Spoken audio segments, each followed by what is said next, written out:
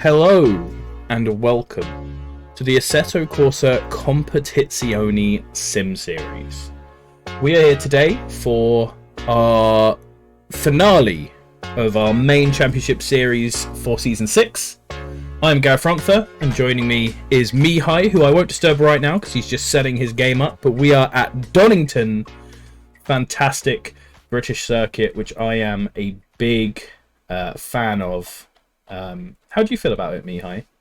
I love this track. The only thing I dislike is that bit after the hairpin that you go up the hill and it's slow and just but the rest is just it's fantastic. The old hairpin is one of my favorite corners on probably in the game. There are very few corners that I like more.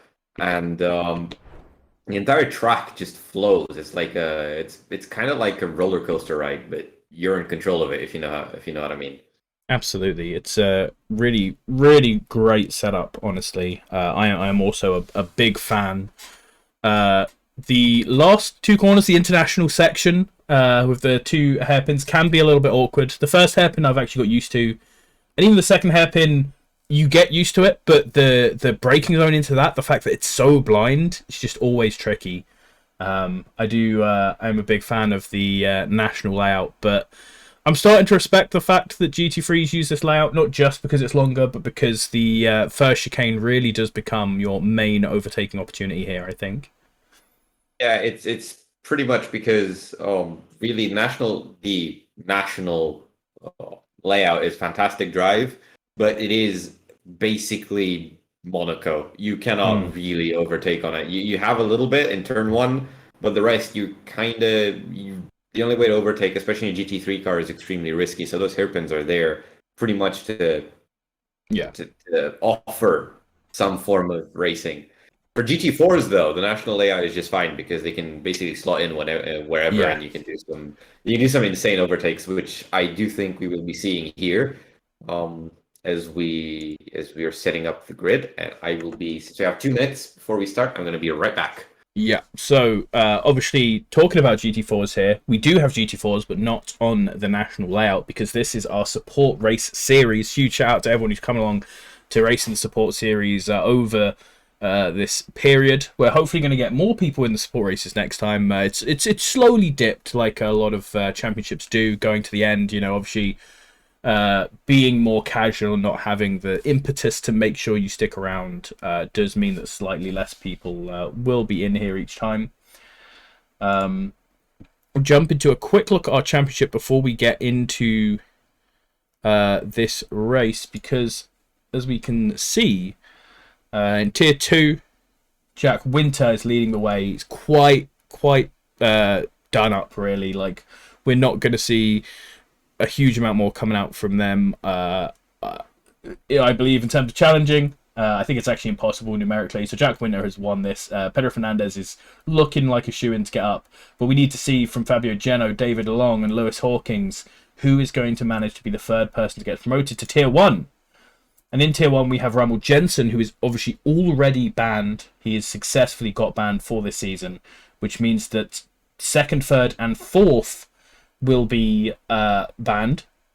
So that's Sam Teague, Benjamin Horiot, David Cox, Alejandro Chirabal, John Dudley look like the ones to be fighting over that those 3 ban slots. So it's going to be an interesting one to keep an eye on. There's an outside chance that someone like Paul Krampf or maybe even Miles Dixon, Jim Reed could sneak into the last spot, possibly, if there's a lot of bad races going about, but they're looking like the main contenders so far. If anyone wins 3 races or comes in the top 3 of the top split, then that is how they get banned. So we're off on the short formation lap now. Yep, so we can hop back into the game.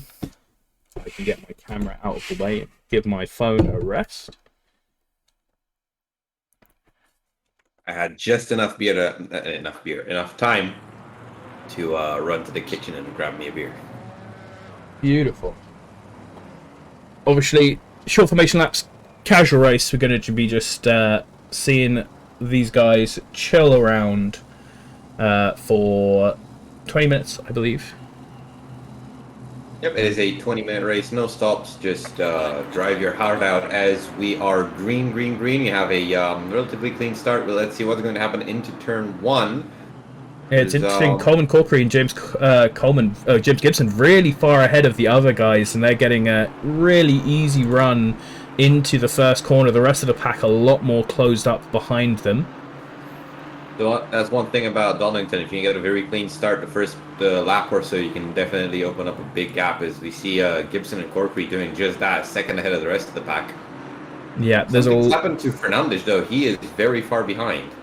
there are a lot of corners here where it is difficult to overtake through, and so you end up following through, and you can lose a lot of time from people just taking very slightly different lines throughout here. It's gonna be quite interesting to see how people overtake because in my experience with GT Force here, it's all about courage. You can basically overtake anywhere, but you gotta trust the other guy. And you've got to commit to it fully as well. We've seen a few incidents in the last couple of races with people getting just sort of inside, but not really alongside. You need to really dive inside. The tyres going flying already. Nobody likes those tyres for some I don't know reason. why they're even there, honestly. I really like them as a marker for getting that apex just right and just going right by them, but everyone else likes to murder them, sadly. Well, GT4s especially because you True. can go even further inside without cutting. So of course that's gonna happen as we round out the final corner of the first lap. Everything extremely clean, but it is kind of to be expected in this track. Pretty much, there aren't any of the there's you see at the back, Maitland Price getting a little bit of dirt, allowing Zambrano to get right up behind him. Let's see if he's gonna try something in turn one. He kind of thinks about it, but he doesn't look too stable on the brakes, so elects to jump out of that attempt as we're seeing more and more gaps opening up. Definitely a driver's track here where it's very easy to lose pace. Something happened.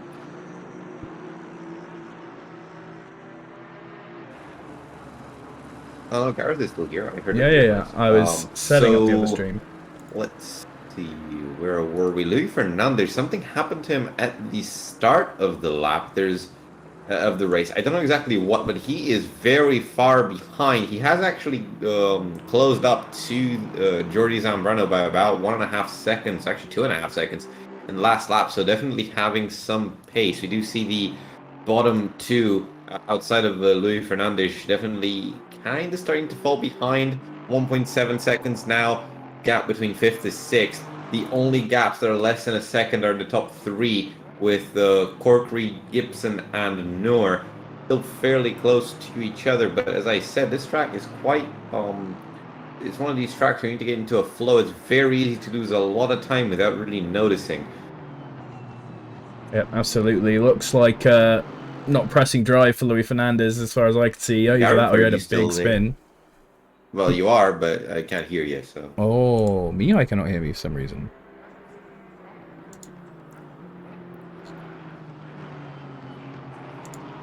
Can you hear me now, Mihai?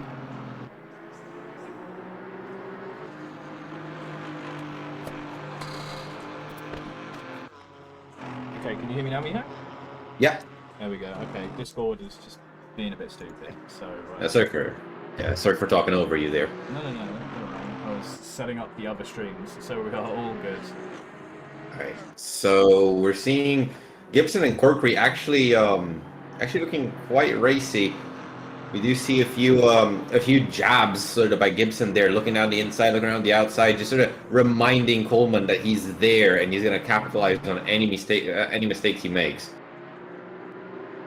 Absolutely. Still staying reasonably close together. Obviously, with small grid, we're relying on these guys to set some similar times to make it interesting. Hopefully, Louis Fernandez can come from the back after... It looks like he didn't press drive or something, because he's about that far back. The top three are getting closer and closer, so it's good to see that we are going to actually have some fights. As further back, I do see Michael Wang sticking to the back of Richard Christie quite well, but he's not far enough to mount a challenge. So we're going to keep looking at this top three here for now. Shout outs to James Gibson, Coleman Corkery, Alan Noah sticking in there as well, giving us something interesting to watch for this short warm-up race. It's quite interesting. It's we don't have a lot of battles, but I'm pretty sure pretty much everybody here is having a blast. It's just how this track is Yes. really. It just most of this track, especially in GT3 cars, it's very high speed, very little braking.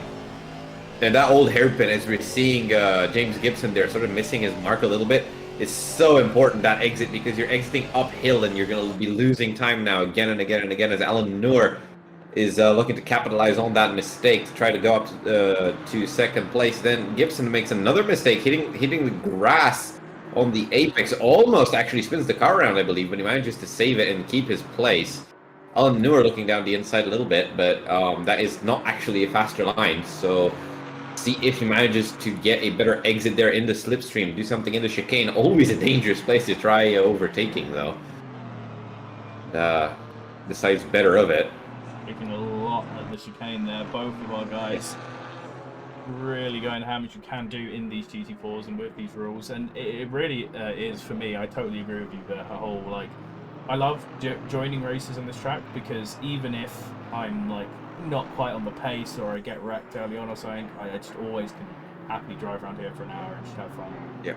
I do remember my first race at ACC. It was our race with at ACC on this track. I mean, it was when we are trying out the DLC with the GT3s, and I think I was the only one who decided to slam himself against the wall of the fake pit lane. So that's going to be a as James Gibson there makes another mistake, hitting the dirt on the exit of turn one. Alan Noor now is going to be on the inside through the ramp. The old hairpin manages to actually get the overtake done. Such was difference in pace, but then overcooks into the old hairpin and goes onto the grass. A mistake very easy to do, giving James Gibson the position back.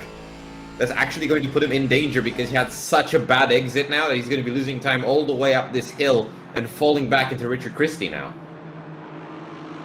Yeah, absolutely. Big slide as well from him there, so he almost even gets side by side with Richard Crispity. This is giving Colin Corkery a nice little lead there as he moves ahead, but these guys are now backing into each other. Yeah, he's out of his flow a little bit. He's making a couple of mistakes after one after the other, as we're seeing Michael Wang actually trying to do something in the chicane.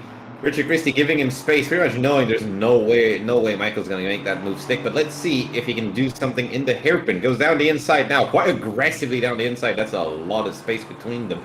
Try to take that inside line, but he's going a bit too slow. It's kind of thing. He went so far down the inside, he had to almost stop to turn the car around, letting Richard Christie carrying more speed around the outside. Yeah, and that especially that move of the chicane has really slowed these guys down because going too wide through there is very slow. You can see how far the Porsche has got out ahead of them because of that. As in the background, we see Maitland Price getting closed up on by Zambrano. Yeah, Fernandez is actually closing in on that group now. He might actually be able to end up fighting them at the end of the race. He's now only 5 seconds behind. He started off 9 seconds behind, so that's 4 seconds recovered.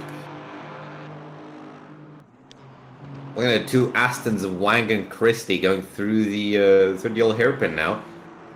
It's always interesting seeing cars going through there. Everybody kind of has their own style of taking that hairpin. Well, hairpin, that corner. I do think it is one of the trickier corners in the game because you can carry a lot more speed than you think. Absolutely. But it's so easy. As we see Alan Noor making a big mistake before Koppes.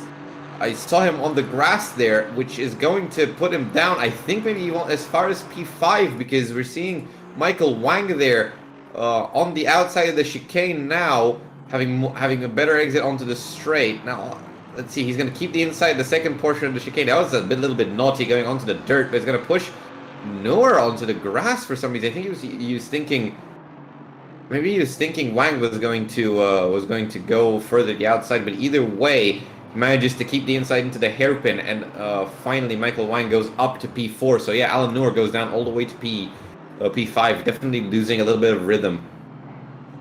Yeah, mistakes can beget mistakes in these sort of situations on these sort of tracks. And now that little battle of Maitland Price and Zambrano has been brought right up to the back of these other two, and we can really see here something which will come into play a lot more in the hour race, which is that if you get into too many little fights and don't make your moves cleanly and quickly, you can fall back a lot, as Maitland Price makes a little mistake there at the first corner. Very easy to do going wide there. He's now going to be threatened by Zambrano, and it's illustrating exactly what I'm saying. As soon as you make these little mistakes, you can make yourself, not just yourself, but anyone behind you fall back, and that's a lot of grass. He's going to have to really work to stabilize that car and I to try think and keep Zambrano's momentum. got this, yeah. Yeah, he's got around the outside though. It's going to be a tricky one. And if he's not confident on his braking zone there, he's just going to have to slot back in behind the Porsche and drifts around that corner. Yep. That's what's fun around this track as well. You can really throw the car around. Though it's kind of the case for GT4s. I love GT4s, by the way. Yeah. Great little cars. Really fun to throw around. Gonna spend the end of the weekend driving around in iRacing. Good fun. Oh man, I remember driving. It was such a long time ago.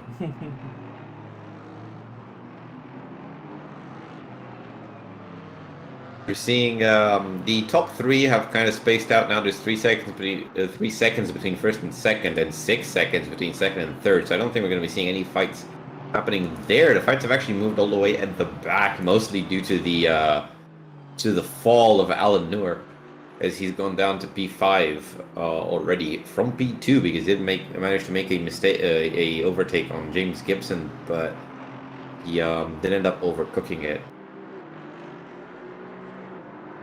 Fernandez now, actually, due to all of that fighting at the back, he's now only 2 seconds behind Zambrano, so he's going to be, he's coming up from behind, and he's definitely fast. I don't really have any statistics on my screen, maybe Gareth could tell us, but he seems to be one of the faster drivers on the track right now. Maybe we'll see him go all the way up to, I don't know, maybe a P5 or something if he manages to keep up this pace. Yeah, he's definitely had a decent pace. He's driving with around the 5th, 4th drivers. Zambrano and Price, definitely the slower guys on the track, which makes sense for the splits they are in. So hopefully we will see Fernandez pulling through a little bit. He's already past a Porsche there. It looks like Maitland Price making a mistake, falling behind Zambrano and Fernandez. I'm going to be quite curious seeing the times here. It's one of these tracks is deceptively difficult to master.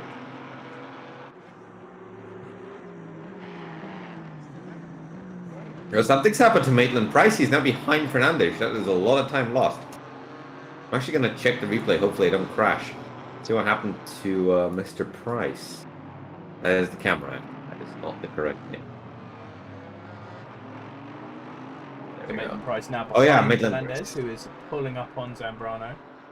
Yeah, so I've noticed what happened here to Maitland Price. He did another, remember Alan Newer going under the grass at the old hairpin? That's exactly what Maitland Price did as well. He went very wide onto the hairpin. See, he's into the braking zone. He's a bit too far to the right and misses his braking point. Goes all the way up to the bridge and has to give way to everybody behind him. Yeah, lost 2 positions through that and now finds himself right at the back. And Luis Fernandez has now also taken Zambrano with a nice move into turn 1, so he can start trying to move forward and catch Alan Noah and Michael Wang, who are battling just up ahead. They've swapped positions at one point, so definitely missed that overtake.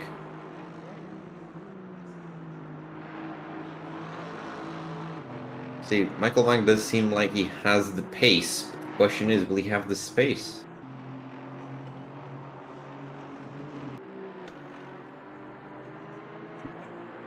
Got 2 battles at the back right now, 6th, 7th, 8th, and 4th and 5th. Actually quite close together as well. If Noah or Wang make a mistake, that whole thing is going to turn into a 5-way battle.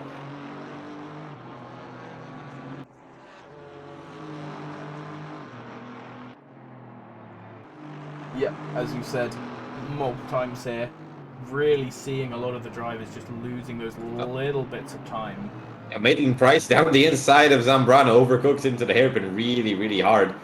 There ends up all the way back at the back again, now with an even bigger deficit. I do think he might be a little bit frustrated over losing all those places, so really easy to overcook it into that hairpin as he does it again into the final corner on the grass. I think he's got some dirty tires. He's been over the marbles a bit too many times. Yeah, that happens a lot in these last few hairpins. You really need to get used to the fact that if you mess one of them up, you're likely going to have to be slow through the next and maybe even turn one. Otherwise, you will be messing them all up. Yeah, it's kind of consequence of dirtying your tires and on a track that's quite high speed. Those tires get very hot. Nur, Michael Wang still very close to each other. Not many moves happening. And if you can believe it, we're actually only 4.5 minutes left in this race. So this has gone by very quickly. Absolutely. Common Corkery still leads from James Gibson, Richard Christie in third. Those guys have got nice amounts of space between themselves. Alan Noah and Michael Wang here fighting for fourth position, and behind them, Louis Fernandez is still being chased down by Jordi Zambrano with Richard Maitland Price in last. Yeah, as I click on him, he's kind of gone onto the grass again. So I think it might be a bit of a case of overdriving, trying to make up that deficit.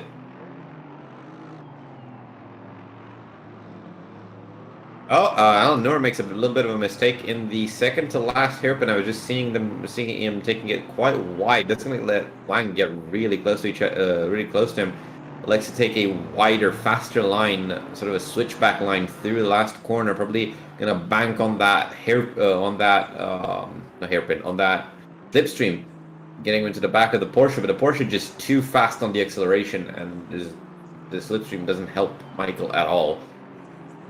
Though Alan's little overcooking of the braking zone definitely helped him now, as he's all over the back of him through Hollywood. Gonna take a look around the old hairpin. Maybe elects to not really do anything. Alan Noor too far to the right. He's gonna need to compromise his exit out of the old hairpin. He's gonna let Michael get closer and closer using that slipstream up the hill. I'm gonna keep my eye on these guys. This is gonna get hot in this as we get into the next complex of corners, I believe.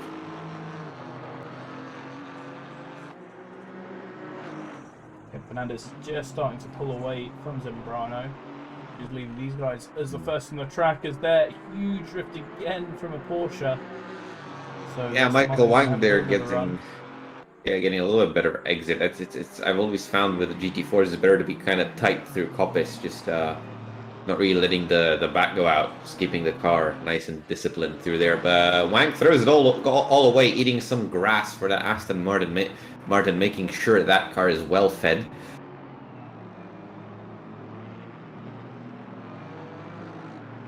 You got 2 minutes left. That's about 2 more laps left as Coleman and Gibson are crossing the start-finish line. Still 3 seconds between them. We got to hand it to Coleman. He's been driving a very clinical, very clean race. It's kind of the reason why he's ahead, actually. We've seen mistakes pulling almost everyone else in the grid slightly further back, apart from Coleman Corkery and probably Luis Fernandez, who obviously started from the back. Yeah, Fernandez, very good recovery drive there. Here, the question is, will he be able to make it up to Wang? I don't think he'll have the time in 2 laps unless Michael Wang makes a really big mistake. They do seem to have fairly similar pace. As I said that, Michael Wang makes a fairly big mistake and overcooks the old hairpin going onto the grass. Yeah, we've seen plenty of mistakes be made in this race, so I wouldn't be surprised to see more coming out.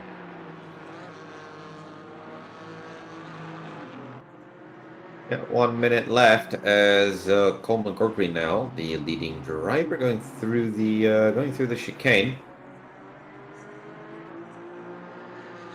Gibson making up a little bit of time on him, but I don't think it's going to be enough to spark anything at the end of the race. So because of maybe causing more action, I'm just going to say Coleman has already won the race. Maybe this way he's going to spin out or something.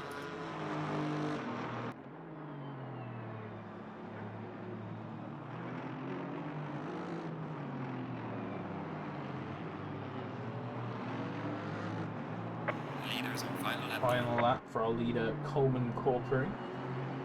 As those two really in a race of their own up the front. Yeah, Jim's getting a little bit lucky. He could have been stuck behind Alan Noor a little bit more if he didn't make that mistake.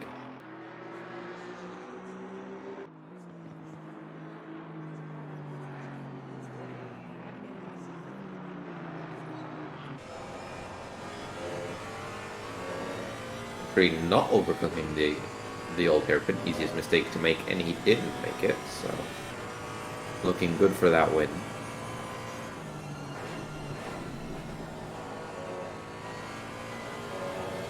Just look at it, that's a pretty hot track, so not expecting extremely fast times.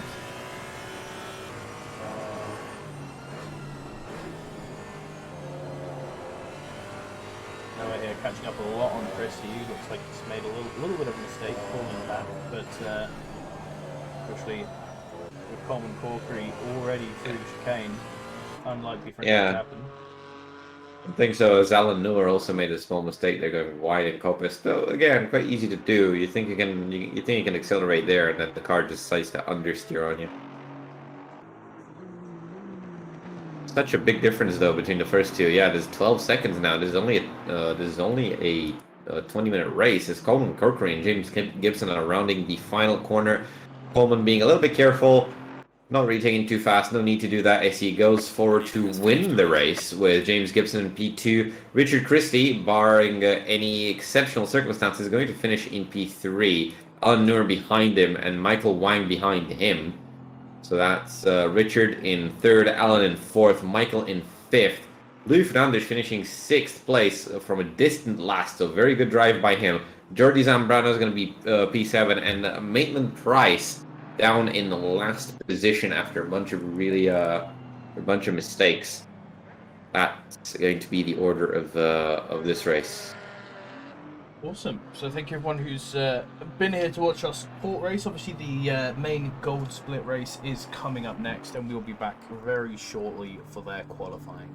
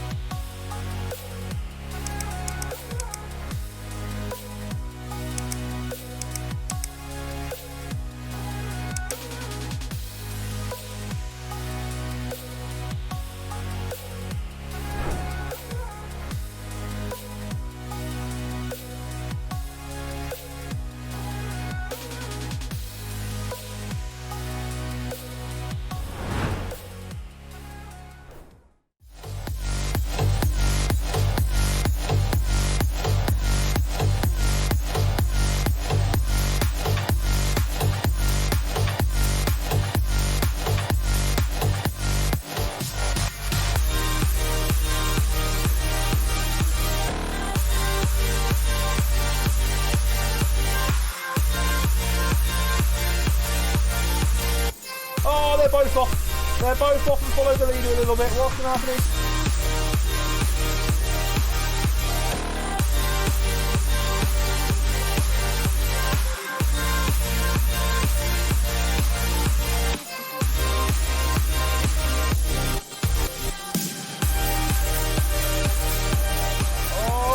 What's going to happen here then? The back marker has held up. Not and boom. And where wins? Where wins it on the line, ladies and gentlemen? 4/1000th of a second. No. That drifter. He kept it. There's carnage at the exit of the pit lane. There's 6 cars. He's being blocked by a tree. There's 6 cars on the exit of the straight.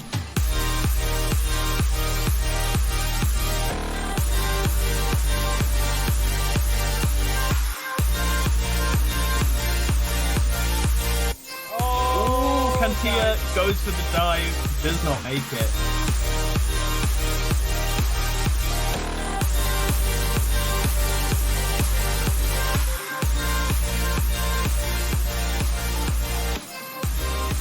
Oh, and that's not a pass. That's not a pass.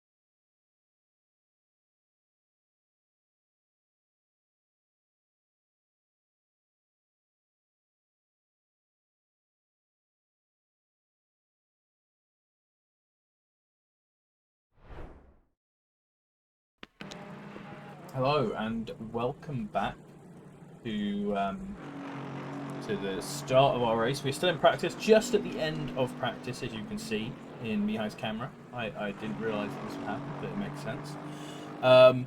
So we're having a look at the standings here once again before we go into the race. Now we have a few more people here after our support race. Both the splits actually look pretty much held up at the top. Tier 2, Jack Winters sort of ran away with it. He's clearly the one getting promoted. Fernandez looks pretty much a lock-in, and then it's between Fabio Geno, David Long, and Lewis Hawkins to see who can take the final position there. In Tier 1, Rumble Jensen already banned with 5 wins in this series. Sam Teague looking like a shoe-in for the first banned place for top 3 then, after Rumble's already out. And Benjamin Horiot, David Cox, Alejandro Chiribao, John Dudley look like the ones who'll be fighting for those top 3 spots. Yeah, John Dudley had some really good races, and David Cox had some kind of races last time on that wet race, which definitely is gonna make it much harder, much harder. It's gonna make it much more exciting to look at those at those bottom at that third spot in the top 3 for Tier 1. And Tier 2, we do see Jack Winter, as you said, has completely locked out the win, even though he won't be participating. So really, we're looking at P2 and P3, and we've got, as you said, Pedro Fernandez, Fabio Geno, David Long are definitely fighting for that top 3. Lewis Hawkins is in it as well. Andy Thorpe and Radelli, I believe, if they have very good races, do also have a chance at that third spot. And there's also another person with 60 points. So right behind Radelli, Kevin Cambly, Cambly, I don't know, he's German, but he doesn't have a German name. Either way, he's at the top of practice right now, so he might be having a very good race. Hopefully. No, it's Donington. You could be on the grass in like lap 20. You never know. Absolutely, there's always a chance. We saw someone miss out on a position in the championship with a last lap spin in the silver race, so we could definitely see that happening again, as we see here the timetables for the end of practice as it winds down and gets ready for the qualifying session. To me, I said Chambly at the top, and actually an interesting thing, obviously it's practice so it doesn't really matter, but interesting to see if it stays like this. We had in our silver race a lot of AM drivers up the top in qualifying.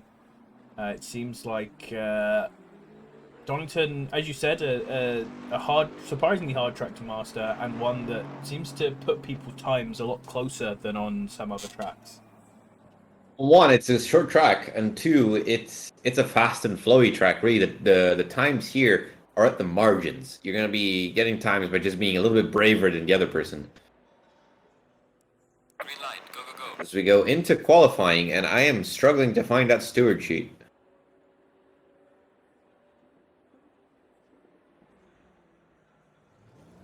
I'll eventually find it. It's fine. In the protest help channel. All right, thank you. Yeah, there it is. Yeah, I just can't read. It's just normal for me. Don't worry.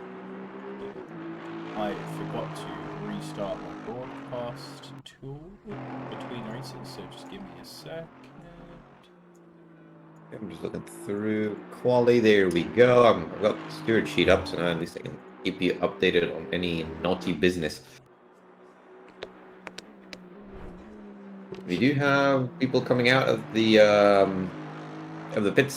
pit lane, and the first one is again not Dan Terry. It is in fact Michele Esposito with Joseph Cocking behind him. So Dan Terry's definitely has definitely been slacking on that first out of the pit lane game.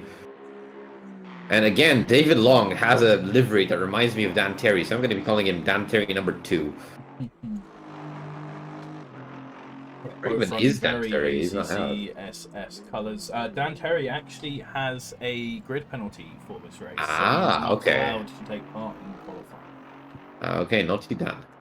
So we're going to be sitting on board with Michele Esposito.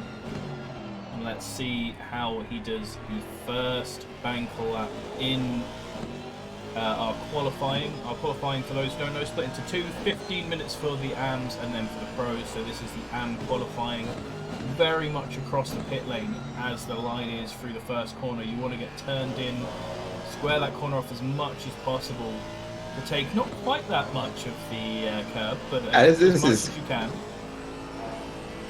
Full speed then down towards the old hairpin where you've got to brake surprisingly early so you can turn in surprisingly fast and get a really nice run up this hill. Hugely important part for the speed of the lap as you brake. Stay on the left hand side, get turned in. A little miss the apex there. There's an apex somewhere over there, but up the hill. Another awkward braking zone. This is obviously uphill, so you can brake a lot later than you're used to. And then this is a very hard corner. I find it's deceptively hard because you've got to get on the acceleration so early to go through that corner. Hard in some cars to keep the back end stable. Then a really fast chicane, and those two corners are where people are going to make overtakes. If you're good in those two corners, you can really move through the field on this track, because that is where you can get the nice runs to have the dive into the first of these two chicanes, or hairpins, that we just saw. The second one being this one, which is a really awkward blind apex over the hill, and you've got to take a very late apex, making it even more blind than it first seems. And that there is a lap of Donington, with Michele Esposito setting a 1:29.1. We're definitely going to be seeing that time being beaten, as even in practice they were being 1 second faster. As immediately Mr. Cocking, it goes 1 second faster, 1:28.0.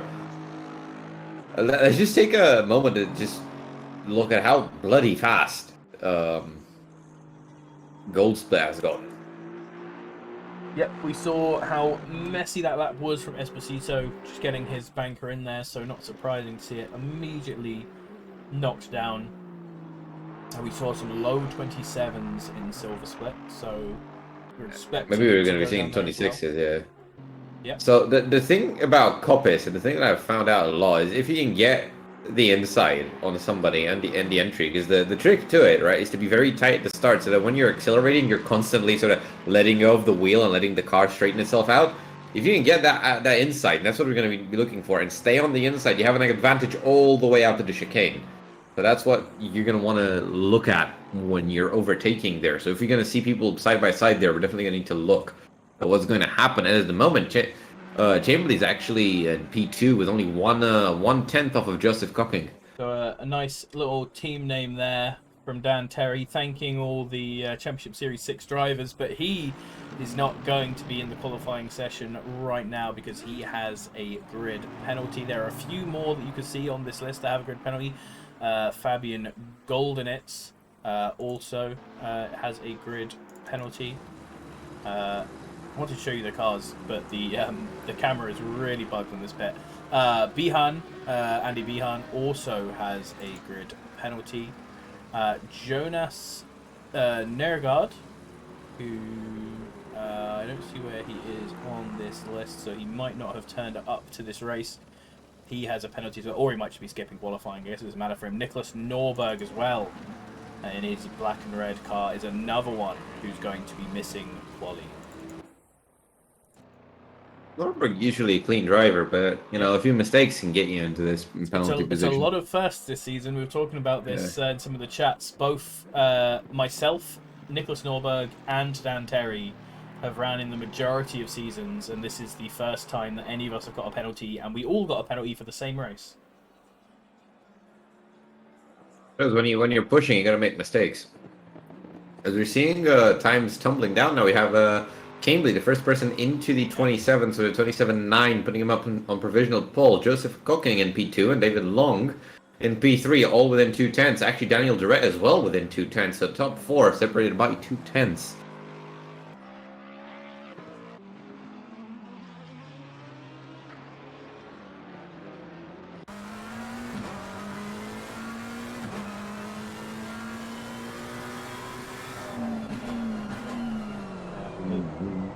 Drivers getting a bit of an improvement on their time, but it can take a little bit, a couple of laps around this track to really get into your rhythm. So as we're starting to see times tumble a little bit, We got a better time for David Long now, 27.7. So definitely putting in the work. I definitely have to practice more. Holy crap! Fabio Geno here. Bottoms so far by quite a bit, but has a large improvement, putting him right into the pack. Only Piogne and Martinez really need to be finding time to be on the pace so far, and Piogne is finding that time already. Oh, big slide there A from the bit of a slide Ferrari. there, yeah. One of those cars I was talking about that can have back end issues in some of the corners on this track. And that loses him all of the time he gained. He's going to gain a slight bit of time, but he was much further up before. But he's clearly got that pace in him, so we'll see that time coming. We don't really have a lot of McLarens here because I do know this is quite a McLaren track. But we're seeing Lexus and Aston. Well, Aston is kind of the same in a way. It's just a more stable version of the McLaren in a way. It's better over curbs than it is, and it's also very, very stable at high speed. So it's honestly quite what would you say, quite expected that we're seeing currently an Aston Martin fighting for a top spot here. I think Wonder this is what car is definitely it? one of those tracks where it seems like there isn't as much of an obvious best car. We're seeing for all our splits tons of different makes being up there and competitive, which is really nice to see. But the words Mihai said there do really explain it. I think the one trait that helps a car around here is stability. You want that rear end. You want to be able to trust that car as you go into these fast corners. That might explain why we have a Ferrari and right down the bottom here. It could be a little bit tricky to keep it in order through some of these corners where you are right on your grip of downforce. Yeah, the Ferrari does kind of like to stick its butt out a little bit. Kind of want to use that oversteer to turn it, but it can be a disadvantage on a track like this. It can be tough to get your laps down. Improvements This, coming in mainly for the guys at the back of the grid right now. Piogne just slowly creeping his time up there. He knows he can do it, but just needs to put in the work now to actually string a whole lap together. And Martinez just slightly over his time. Esposito, the other driver right now, who's gaining time. And Pedro Fernandez is about to just gain a few tenths in the last sector. This track is, yeah, he's up to P4. This track is very short, so we're going to be seeing a lot of people are going to get a lot of tries to improve. And as we were saying about cars that are tough to control, we do actually have an Audi pretty far up into the lead. So into lead, we've got a an Audi in P5. So it does show that even if the car is quite unstable, you can actually do pretty well here as well. One thing we are not seeing at the moment is a Porsche, but I don't think there's a Porsche out on the track. So we're gonna see what happens when Roomle comes out I think the thing in the about the pro Audi is split. that it's not unstable most of the time. The thing that makes the Audi so difficult to drive is not its instability, but the fact that the instability it does have comes so randomly. Like it's like the Ferrari is always a bit unstable, the Nissan is always a bit unstable, but the Audi is really nice and stable, and then it will just snap on you and kill you. And that's I think what makes that such a tricky car and why it's doing well here in the hands of Joseph Cocking, who's obviously also has a large hand to play in that. One of those cars who just, oh, you did not follow the instructions to drive the car. You will be killed now. Good man, Martinez. Once again, both on big laps, but Martinez going to take to the grass there and lose a lot of his time. Yeah, I was looking at David Long. He does kind of do something similar in turn one. They're definitely pushing to the limits of what they can do here in the last 3 minutes. It's the last 3 minutes, but some people are going to actually get 3 more laps. So it just shows how short this track is. Dixon Chen actually doing very well in that McLaren, so that's nice to see. P3 now, 2 tenths off of the lead. So also into the 27s.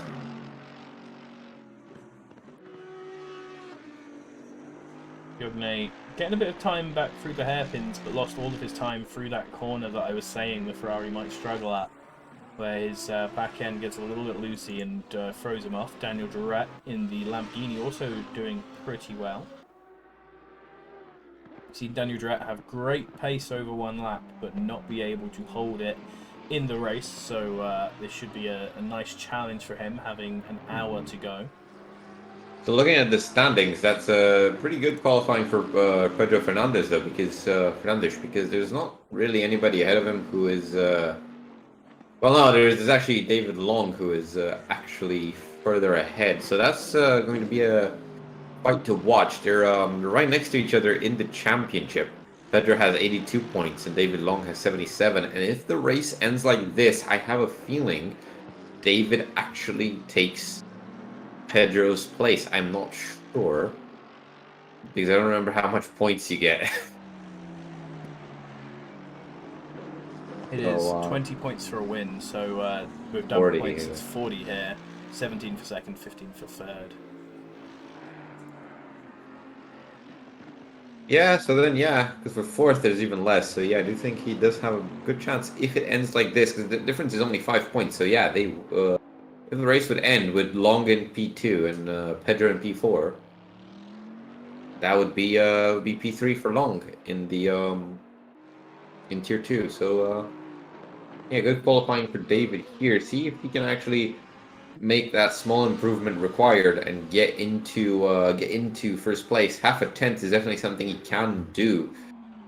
He gets his head down.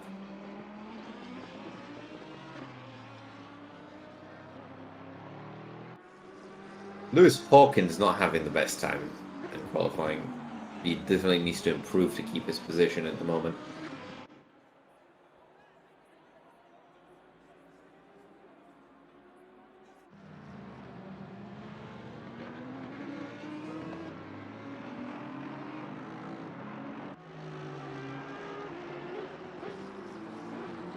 See David Long not improving. He gets one more chance.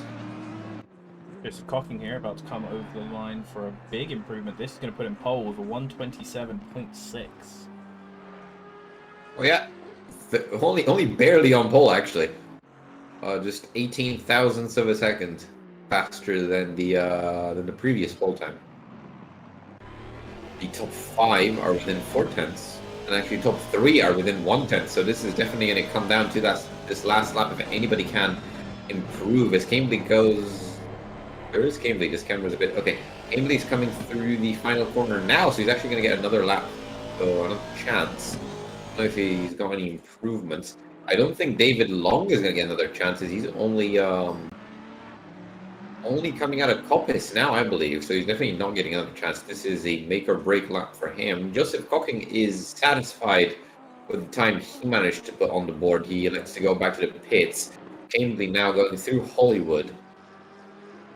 So Daniel Durrett now coming around the last corner, but he's going to run out of time in order to set another lap. So Daniel Durrett is going to be the first of our drivers to be finished from this section, and our pro drivers are going to start coming out. David Long's now coming out to the out of the final corner, so I'm going to look to see if he gets any improvement. He bails on the laps, so and judging from that final corner as well, he definitely didn't manage to improve. So he's going to end up P3, best he could do. Cambly is now coming into the chicane. Let's see if he can get a good enough improvement to go back onto provisional pole. It is a provisional pole for tier 2, so we are looking at these times probably being beaten by our pro drivers. Yeah, looking through the timing screen that I have, very few people on an improvement. In fact, now with that loss of time there from Chambly, only Fabien Piognet right at the back is looking at an improvement. It's a big improvement, but only one. Yeah, Cambly had a bit of traffic there and decides to bail on the lap. He, I don't even know who that traffic was. I think it was it Pedro? No, it wasn't Pedro. God, this camera, it was Esposito actually. It was the traffic. Yeah, the pit lane camera. Piognet cut. Ah. Cut and ruined his lap. That was going to be a big improvement of about half a second. Man, I would have put him. Actually, I would have only put him in 12th position there so far. Yeah. Martinez and Piogna just so far they couldn't really get a lap together. Not their day today. We're seeing the pro drivers coming out Yep, now. here we are on board with Rommel Jensen. Hopefully he will show us what a lap is meant to look like. He's won 5 times out of the 6 races we've had this season, maybe 8. 8 races we've had this season, so hugely talented. Ooh, little snap there on the end of the Porsche. You can see that. We're talking about that high-speed grip that you need to have through so many of these corners. Staying nice and tight to the left lets you get the best angle. Turning into the right, take a ton of the curb. Lots of real nice flat exit curves you can take on this track.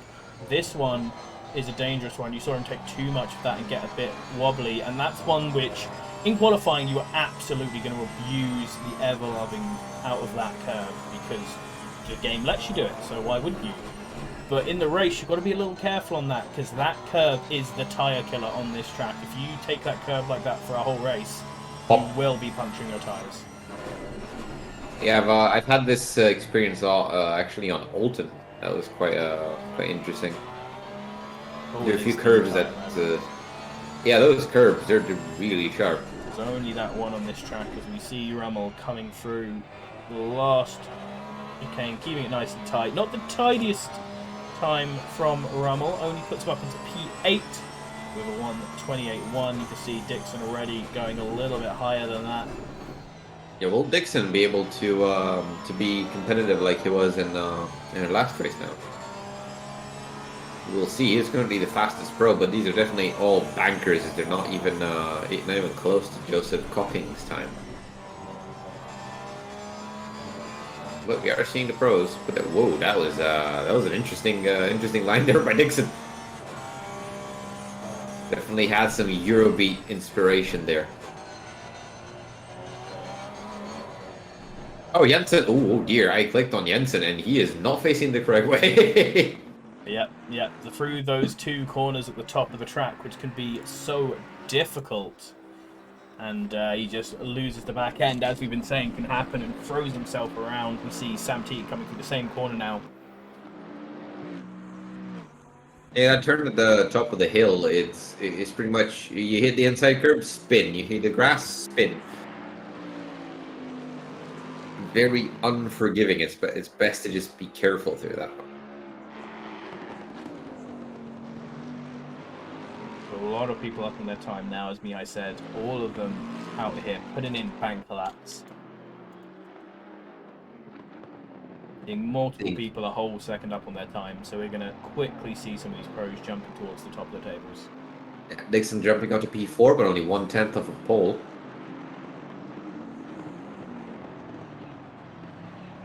Janssen now coming out onto his warm-up lap. He just came out in front of Dixon.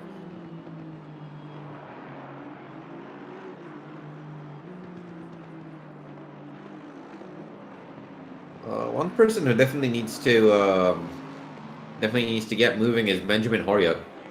He's currently in P3 and not by too much.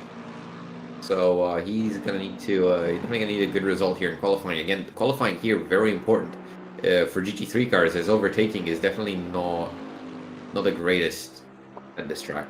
Yep. So we have a question in chat from Glee Sonalex. Yes, this is the last race of Series 6. So this is a 1 hour double length race finale. It's going to have double points, and after this, tomorrow, we are going to have Dan Terry doing his seasonally announcement stream, and he's going to be talking about the next series. There will be 3 weeks off between that series for anyone who wants to join, to hit exclamation mark sign up in the chat, to do an evaluation race, and to get signed up for the next series. No, since it's in 3 weeks, I will actually be able to join that one. Nice. Hey. So they're going to be seeing me on track, probably in bronze, given my horrible skill level now. But we're also at the end of this race, because we like to stick around after the stream on the last day to see the final standings for the top split and the champion of the series.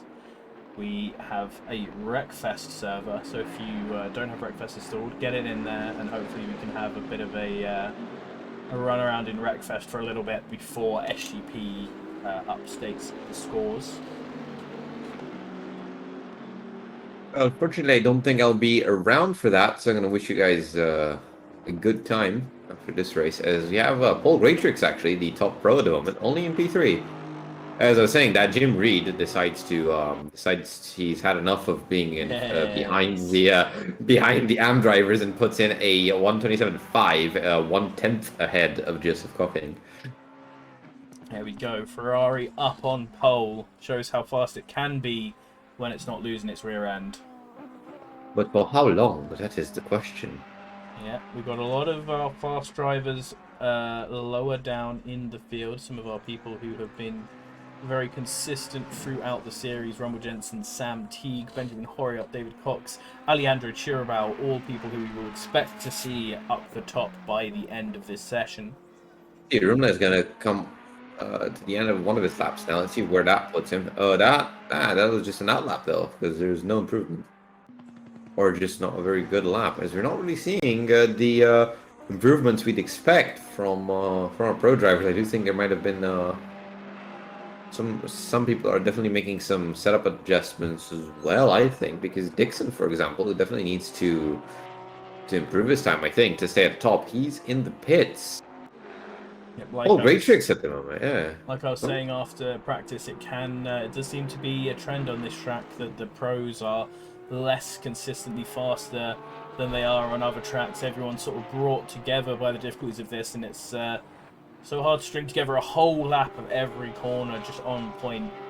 Each corner leads into the others so much, and so we are seeing some people surprisingly far down, like Sam Teague, Graham Johnson.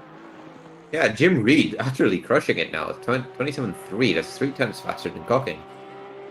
And that is about as fast as the pole from our silver split. So we're starting to get into the point where the gold split guys are putting on a show worthy of their name.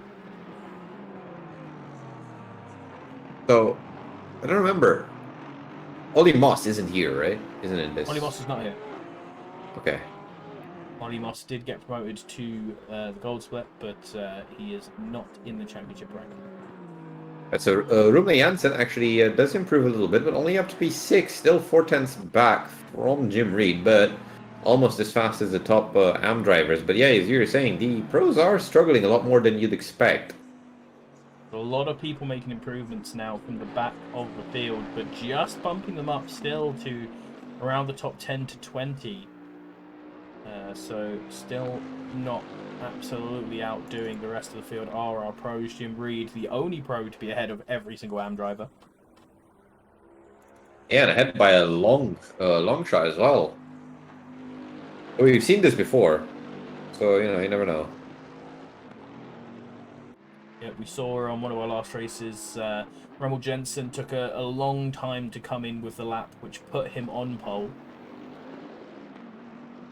So it could definitely happen again, as we're watching David Cox coming around to finish. Should jump him up to, again, about that sort of 10 to 20th range position, right in with most of the other pros.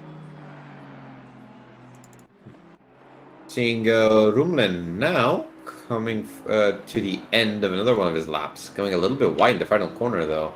Yeah, Rumler's been slowly climbing his way up, and he actually lost all of his improvement in there. He was going to hop up right to second position there until the last corner where he lost all of that time gain.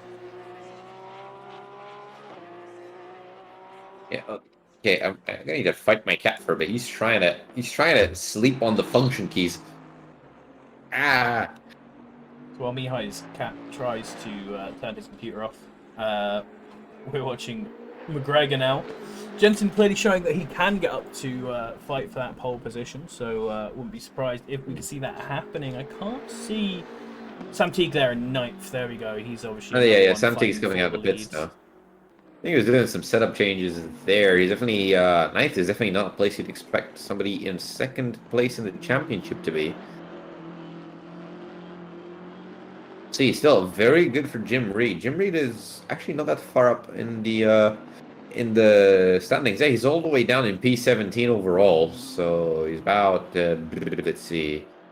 He's 8th in his split, tied Yeah, with he's Miles 8th in Dixon. his split. Yeah. So yeah, Miles Dixon, a very fast driver, definitely, but didn't seem to be very consistent. Every time I've been commentating, he was up at the top. So maybe it's just because of me, you know. A very consistent little thing I'm noticing here as well is a lot of people gaining a lot of time through the first part of the racetrack and then losing it all in the last couple of corners from the chicane to the final corner. That last sector really, really throwing people off.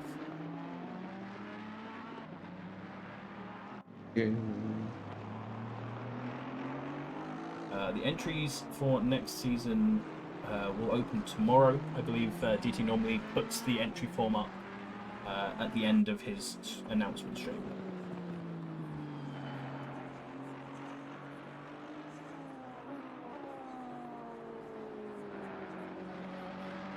Yeah, please. Oh, yeah, I just saw somebody in the grass. I don't think that was Jensen, was it? No, no, it wasn't. Right.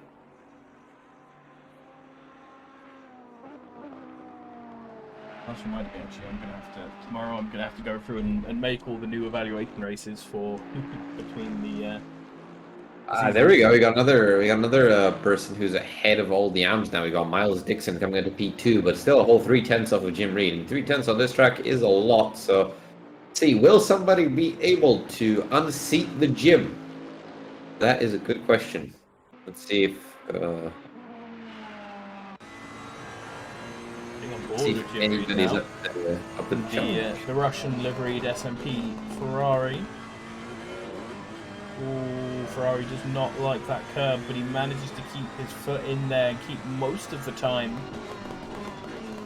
He is actually on a slight improvement here. And we got another improver as well. We've got Nicholas Burns with now P2 in the grass. Once again, it looks like the final sector might be the loss of all of this time gained, unless he can get a really nice run out of the last corner. Being a little bit careful there, doesn't manage to, but doesn't lose all of his time. So just a slight improvement there for Jim Reed at the top of our leaders. Rommel Jensen also on a run. And the thing is, I think Jensen's going to get another chance. He's already at the chicane and we got 50 seconds left. Let's see, will he be in dominating form here, or will the Porsche just prove too unstable for this track? Closing up to the Ferrari Cherbo there. Cherbo, not sure if he was diving out of the way there or just had a big kick on the back of the Ferrari. Either one of them could be likely, but either way, he has got out of Rummel's way. And Rummel coming in with a big improvement, but not enough, it looks like, to get him on pole. Second place, but much closer to Jim Reed than anyone else has managed. And he does get this last lap if he can manage to make it.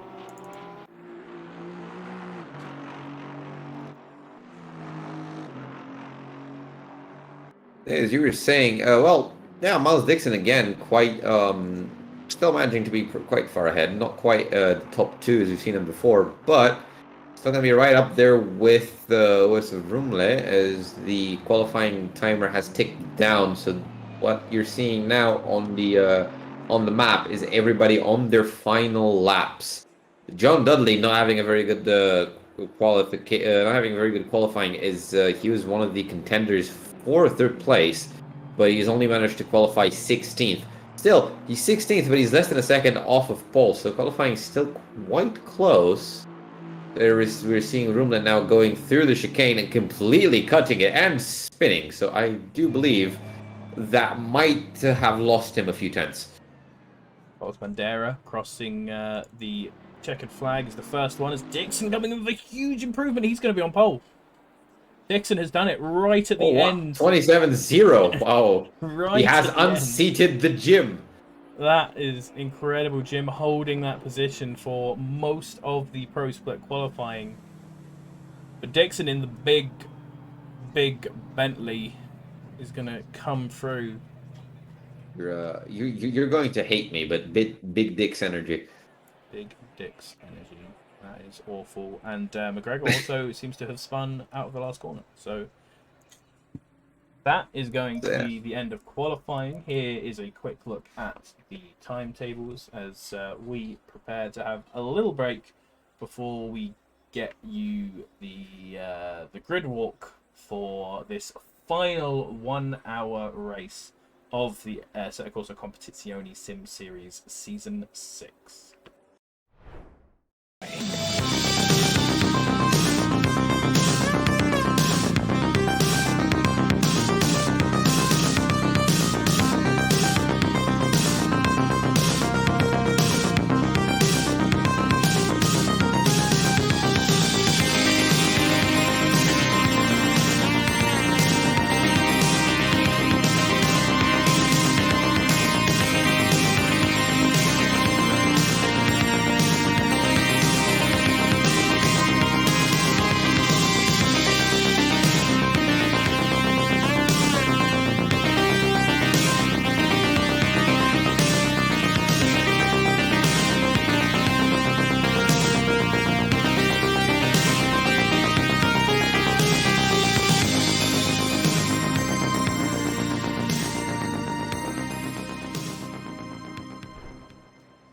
Welcome back. We are here with the pole sitter on our grid. That is Miles Dixon in his big black Bentley, putting it on pole in the last moments of qualifying, beating out Jim Reed's Ferrari. The SMP Racing Ferrari is on the second spot on the grid. That is just ahead of Rummel Jensen's blue Porsche. He has been dominating this series so far and is looking already to have is already guaranteed to win this series and to be banned from our rookie league. Carlos Bandera in 4th place. Behind him, Nathan Burnswood in yet another Aston Martin. He's had pace at times but hasn't managed to keep up consistently enough to really challenge overall. Joseph Cocking taking an Audi to the next row ahead of McGregor in a BMW and Chanabley and Greytrix both in Lexi. Rounding out the top 10 is David Long ahead of Sam Teague, who is starting back in 11th despite being second in the championship and looking for that second place today. Behind them is Horiot, Dixon and Chirabo in the next Ferrari. Fernandez, Dudley, and then an empty spot on the grid. Daniel Durrett in the one and only, I believe, Lamborghini ahead of Andy Thorpe in the Mercedes. We then have Cox, Marstrom, Strom, Geno, Fisher, Esposito, Hawkins, Trampf, Martinez, Piogne, and then we have our naughty boys at the back, Daniel Terry, Florian Goldnitz, Rodelli, and Bihan, as well as a couple of guys who will be starting in the pits. Is Nicholas Norberg and someone else I can't remember. We'll find out. Thank you for watching this race. As they head out on the formation lap, we're going to hit some highlights so we don't have to watch them drive around slowly. And I will see you back here in about a minute.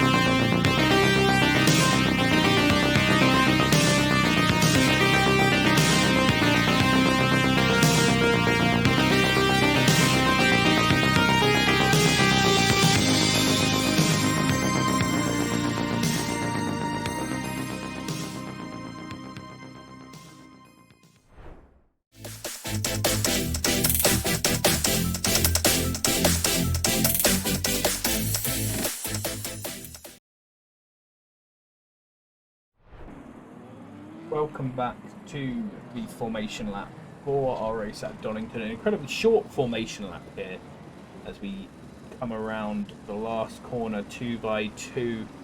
Miles Dixon leading Jim Reed, although Jim Reed looks to have a better position off the start line. Miles Dixon a little bit far back. Rummel Jensen very far forward. Going to try to dump the Bentley into the first corner. Has had a huge start in that Porsche as both the Astons do what Astons do and bog down behind them. BMW there getting a little bit close to some of the Lexi, but they are going to be keeping it in here for now. It's pretty safe. Rummel Jensen has taken Jim Reed, who didn't manage to keep up that great start that he had in the first corner. He lost it all. McGregor there, as Sam Teague's binned it. Sam Teague has absolutely binned it, lost it himself, clipped into McGregor and spun himself on McGregor as David Long there, side by side of Benjamin Horriot. They're going to have to be careful into this corner. We are all starting to settle around into our first lap. Yeah, so as I was looking at the back, trying to see if there was going to be any carnage, I just saw John Dudley just decide to completely drive around like two cars. He's like like out of the old hairpin. He just overtook two cars. He did not care. He is on a charge to the top right now. Looks like Jim Reed has also binned it somewhere. We can see him spun around there after that corner that I mentioned could be incredibly difficult for some of our drivers here, in those Ferraris, especially with that loose back end. So you're saying Miles was on pole, but it does look like Janssen is now first. I think you did catch that overtake. I might have not been paying attention to you, but here we go. Had a few more people spin at the back as well. 184 and 80 and now 161 have all spun around. Oh, looks like actually a little bit of chaos. That's Rodelli. Yeah, Rodelli, and yeah, Hawkins is also. Hawkins is very far at the back. Something had to happen to Hawkins because he did not qualify that far back. So something's definitely going on there. I'm gonna keep the fort as you look through the replay. Oh my God, Lewis Hawkins just absolutely turned around, and then there's the Ferrari going crazy into the last corner. Huge miss on the brakes there, and then Porsche just turns around the Aston. That was absolute carnage there at the end of the first lap. That was mega. Seeing Rumble now actually quite comfortably leading. It's 0.8 seconds ahead as I see a Robert McGregor on the grass there with the corner of my eye. So that's something happened there in the chicane. He's lost a hell of a lot of places now, trying to get back onto the track. But as we know, the stewards there at Donington always apply olive oil to the grass before races, so he doesn't end up spinning about 3 more times before he managed to get back onto the track. So McGregor, they're all the way down from P4 to, I don't know, somewhere around probably P15. Yeah, we just saw as well Joseph Cocking get a big slide on out of the last corner, and that has let Paul Greatrix up into 5th position. Actually, McGregor is down to P. Oh my God. Oh dear, where is he? P26, dear Lord. Yeah, so we can already see Jim Reed from 2nd down into 32nd. Robert McGregor from 7th down into 26th. Sam Teague from 11th into 24th. Carlos Bandera from 4th into 23rd. All of these guys having a torrid first lap and falling right down the order. Now, from my experience in racing the guy, John Dudley is doing a John Dudley. He was in P16 at the start. He's now P10 just because he just doesn't care. He drives around people. He's just there. He's clean. He doesn't get into accidents. Yep. So now he's all the way up to P10. Clean starts mean that you don't have to be as careful as some other people are. As you see Sam Teague here trying to work his way back up the field. Is closed up to Paul Cramph and Jose Martinez. Jose Martinez qualified right at the back of the field, so you can see how much chaos there was on that first lap by the fact that he's up in 23rd now. Yeah, the bottom of the top 10 looking really racy here with Joseph Cockings looking for a way around Paul Greatrix, and he looking like the faster driver as Benjamin Horry up there being held up by Cocking and Cambly. trying to do something as he ends up falling back into David Long. David Long looking down the inside a little bit of turn one. It likes to not try to outbrake him, but definitely giving him the signal that he will want to do so. As John Dudley is looking for a way around around David Long. John is really wants that third place. But at the moment, Alejandro Tirabao. We've just seen Yeah. Sam Teague taking 2 places there in the last part of the track, so he is on a tear, wants to get back up the field after that early mistake. And he has a big, nice gap of free air now until he gets up to Dan Terry, who is on the back of this little fight here. Fabio Genoano, Storm, and Cameron Marston going at it side by side into some tricky corners to go side by side into. They're keeping up. This is keeping Dan very much intact. And they're still side by side for another corner. As it's quite tight there to go. They're still side by side going down the straight into the chicane now. As we said before, the chicane incredibly hard to go side by side and keep up the speed. Dan Terry's actually managed to get around the Lexus. Fabio Geno had to slow for this. And Marston is just going to slot ahead of Storm into the chicane, but that's given Dan Terry a great run now around the outside of the McLaren. He has to be careful there not to get turned in on as the McLaren takes the line. Yeah, Poigne manages to get around Marston actually now. He's in P17.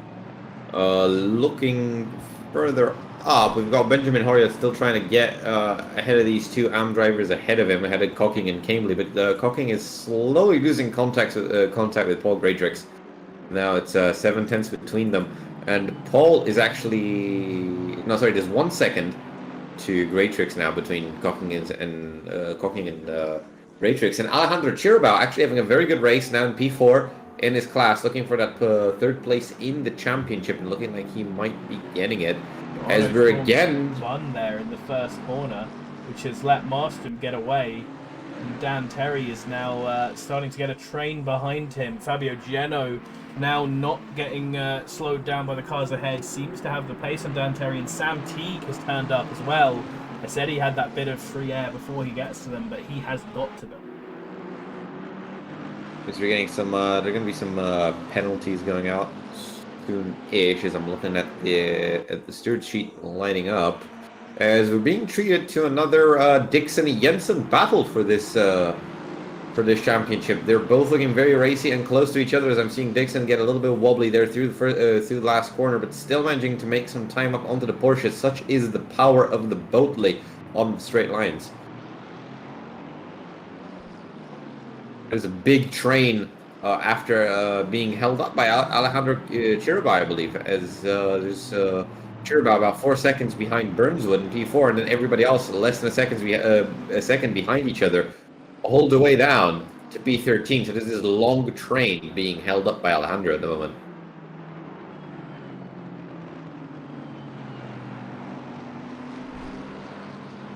As I'm going to be struggling to look at who the hell car 80 is. Evan Piogni here being chased down by Lucas Fisher as well. Two of the more colourful Ferraris in the field. A ton of people still close around the track, which is great to see.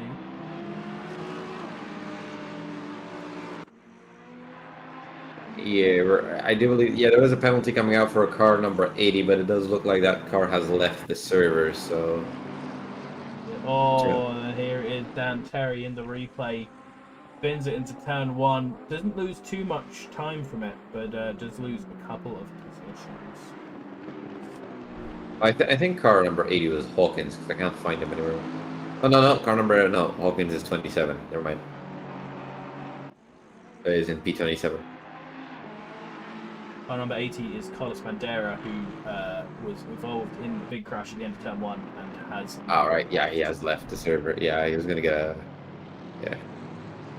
Oh, so we've got side-by-side here, Paul Cramp and Fabian Geno as Sam Teague has managed to get past all of these guys. Dan Perry right on the back of his fight after making his mistake. And Jose Martins catching up as well. Not much movement going on at the moment between positions. As we said, it's a fairly difficult track to overtake on, so people are going to be biding their time, trying to not get into any incidents. But we're definitely still seeing quite a lot of tension here in the Chiribao train.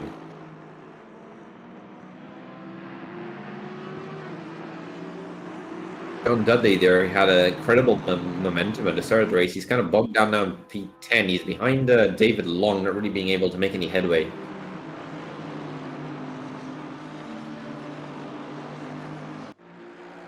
And then we've got Joseph Cocking there, who's fighting with Paul Gratrix, trying to take the fifth position back.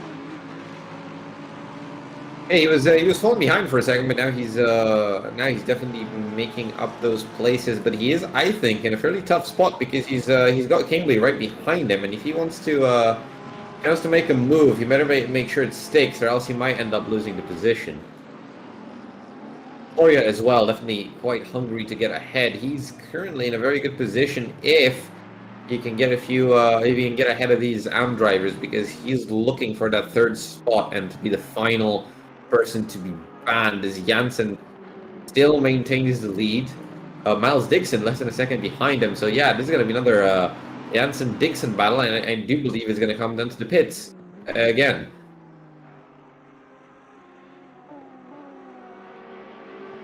Seeing some penalties coming out for Lewis Hawkins, so he's already down 27, and his day is definitely getting worse. As Joseph Cocking has a slightly substandard old hairpin, which is going to bring Cambly right up behind him, going into the right-hander, but that actually backs everybody up, and Benjamin Horia is now looking racy as well as they come into Coppice. Still close. Definitely a bit frustrating there for Horia. There's no real space for him to make a move. You might want to do something in the hairpin, but it's all about that chicane, about being able to cut over those curbs as well as possible.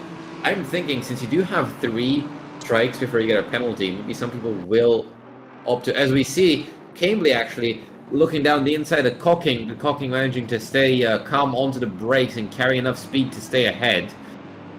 Backs him up into Horia now, though. Yeah, that's given Horia a big chance to try and make some move here. As you said, when you're in a chain of cars like this, you really need to be decisive on these moves and not lose yourself time with a move that will not work if you can help it. Yeah, up in the front, we do see Janssen actually gaining a bit of an advantage now over Dixon. Now 1.5 seconds gap between first and second, so Miles needs to pick up the pace to keep himself in that undercut range. It's not that strong at this track, it's short, and the times are quite close together.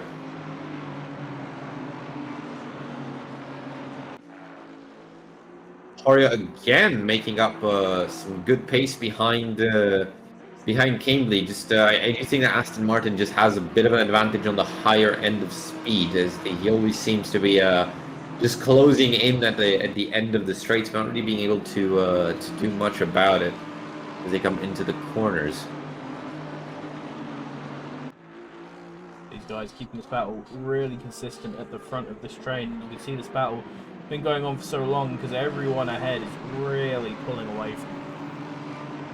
Kiribau's actually managed to pull away from that train now. He's gone clear ahead, so he's just going to try to keep that gap open. And at this rate, I do think he has a chance of getting that third position, does he not? Yeah, he's right up there. Yeah. Yeah, David Cox is his main rival, and he's all the way down in P13. And then you've got John Dudley, who's further back. Benjamin Hoyt is behind him as well. Esposito here going around the outside of Martinez into the inside for the hairpin. Is Martinez going to get the switch back? He will, but he is now on the outside for the next hairpin. So as you're saying that, there's a bit of a battle there going on between Long, Greytrix, and John Dudley for in P8, 9, and 10 there. Greytrix actually was on the inside in turn 1, but Long managed to keep speed. As we see Greytrix on the grass in the old hairpin, that's going to let Dudley pass up the hill. Easy mistake to make there when you're fighting somebody else. Following through that corner close is very difficult. Now Daniel Duret right up on all over Paul Greytrix in that Lamborghini. Let's hope Paul can get back into his rhythm. It's very easy to make mistake after mistake on this track. It was definitely one of those where mistakes beget mistakes. Yeah, Cocking managing to open up a little bit of a gap now with Cambly, but definitely something that can be closed up in a single mistake. Paul Oh, Cramp's we had having a a bit little of a bit of bad day at the back of the field as well.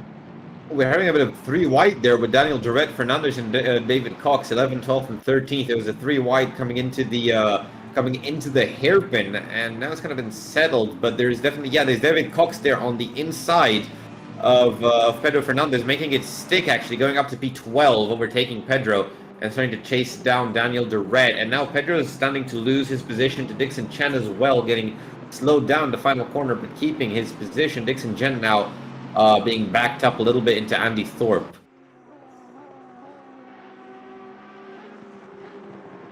Cox now opening up a little bit of a gap between him and Fernandez. He's going to try to chase down Paul Greatrix. He's the next one up the field who is in his split, but Durrett is going to be between the two, so he does need to make another overtake. And Durrett doesn't really have any reason to let him pass, even though they are in the same split. There's no rules, and in different splits, there's no rules telling anybody to let the other guy pass. As we see, Miles Dixon falling behind, actually. Janssen now 3 seconds ahead, kind of outside of undercut range, in my opinion.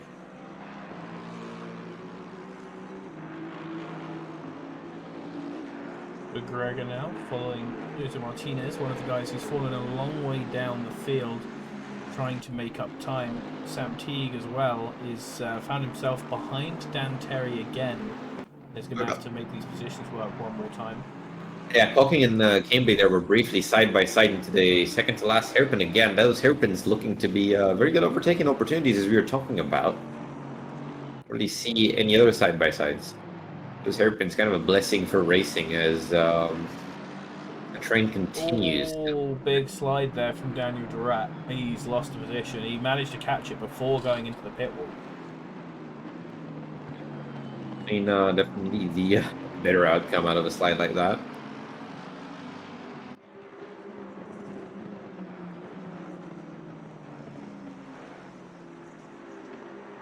Yeah, the top of the top 10 again is being kind of consolidated. Chirabao managing to stay quite comfortably there in the P4. Nicholas Burnswood is up in P3. Miles Dixon P2 and Rune Janssen P1. Pit lane isn't open yet actually, so the pit window this time is actually quite restrictive.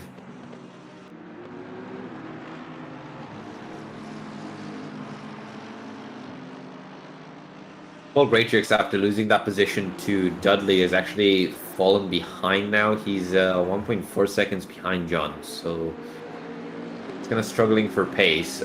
Dudley, they're actually getting up close to David Long now. They'll be looking to get to the head of that train. We might be able to see a Dudley Chirabao fight at the end for that P3.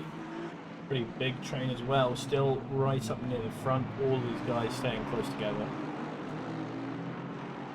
Yeah, so both Chirabao, Horiot, and Dudley are actually fighting for that band position. They're currently P4, P7, and P9. Looking like there might be a bit of combat between them, is because really in their split, they're right next to each other. Right, we got Chirabao, and then we got Horiot, and then we got Dudley. That's the order at the moment for pro split.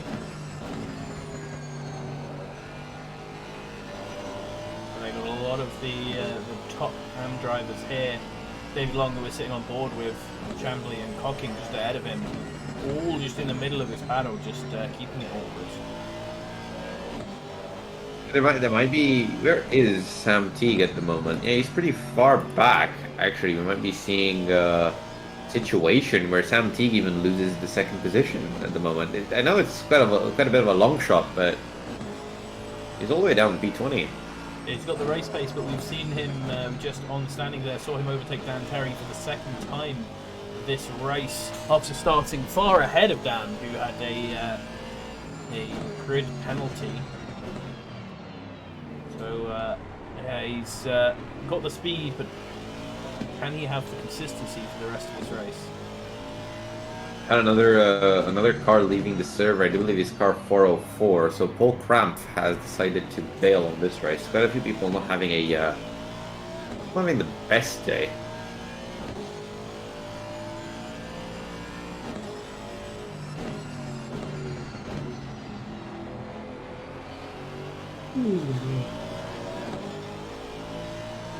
Miles Dixon now a whole 5 seconds behind Rimley Janssen. Janssen definitely having dominating pace this race. Yep, he's back on form now. Over 1 lap. Doesn't have quite the dominance over our field, but definitely has the consistency. He's sort of been the opposite of people like Sam Teague and Daniel Durrett here.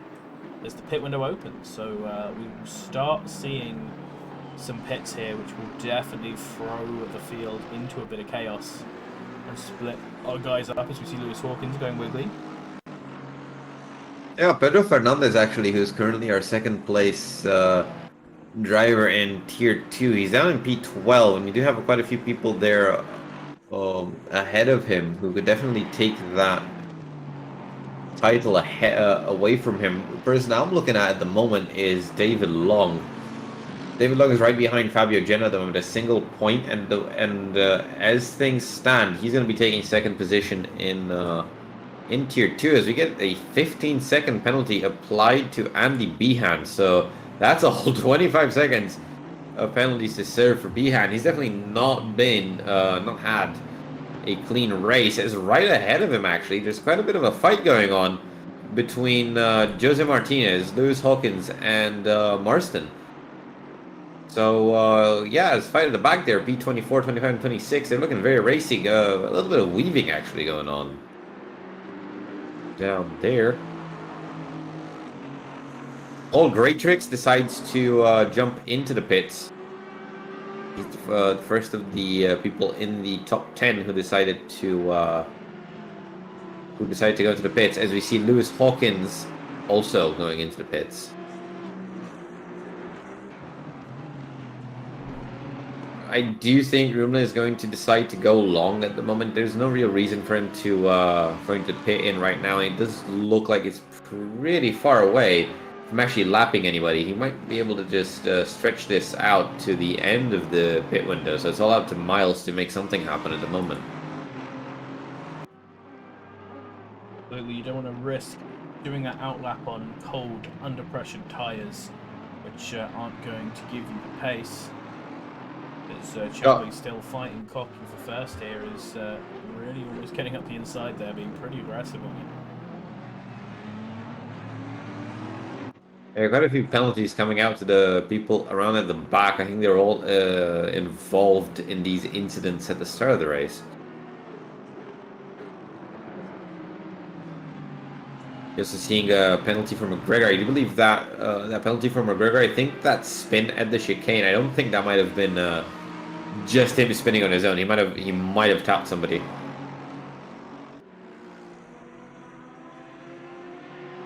Looking at the top 10, we got Benjamin Horiot now, 4 tenths behind Cambly, still kind of stuck there.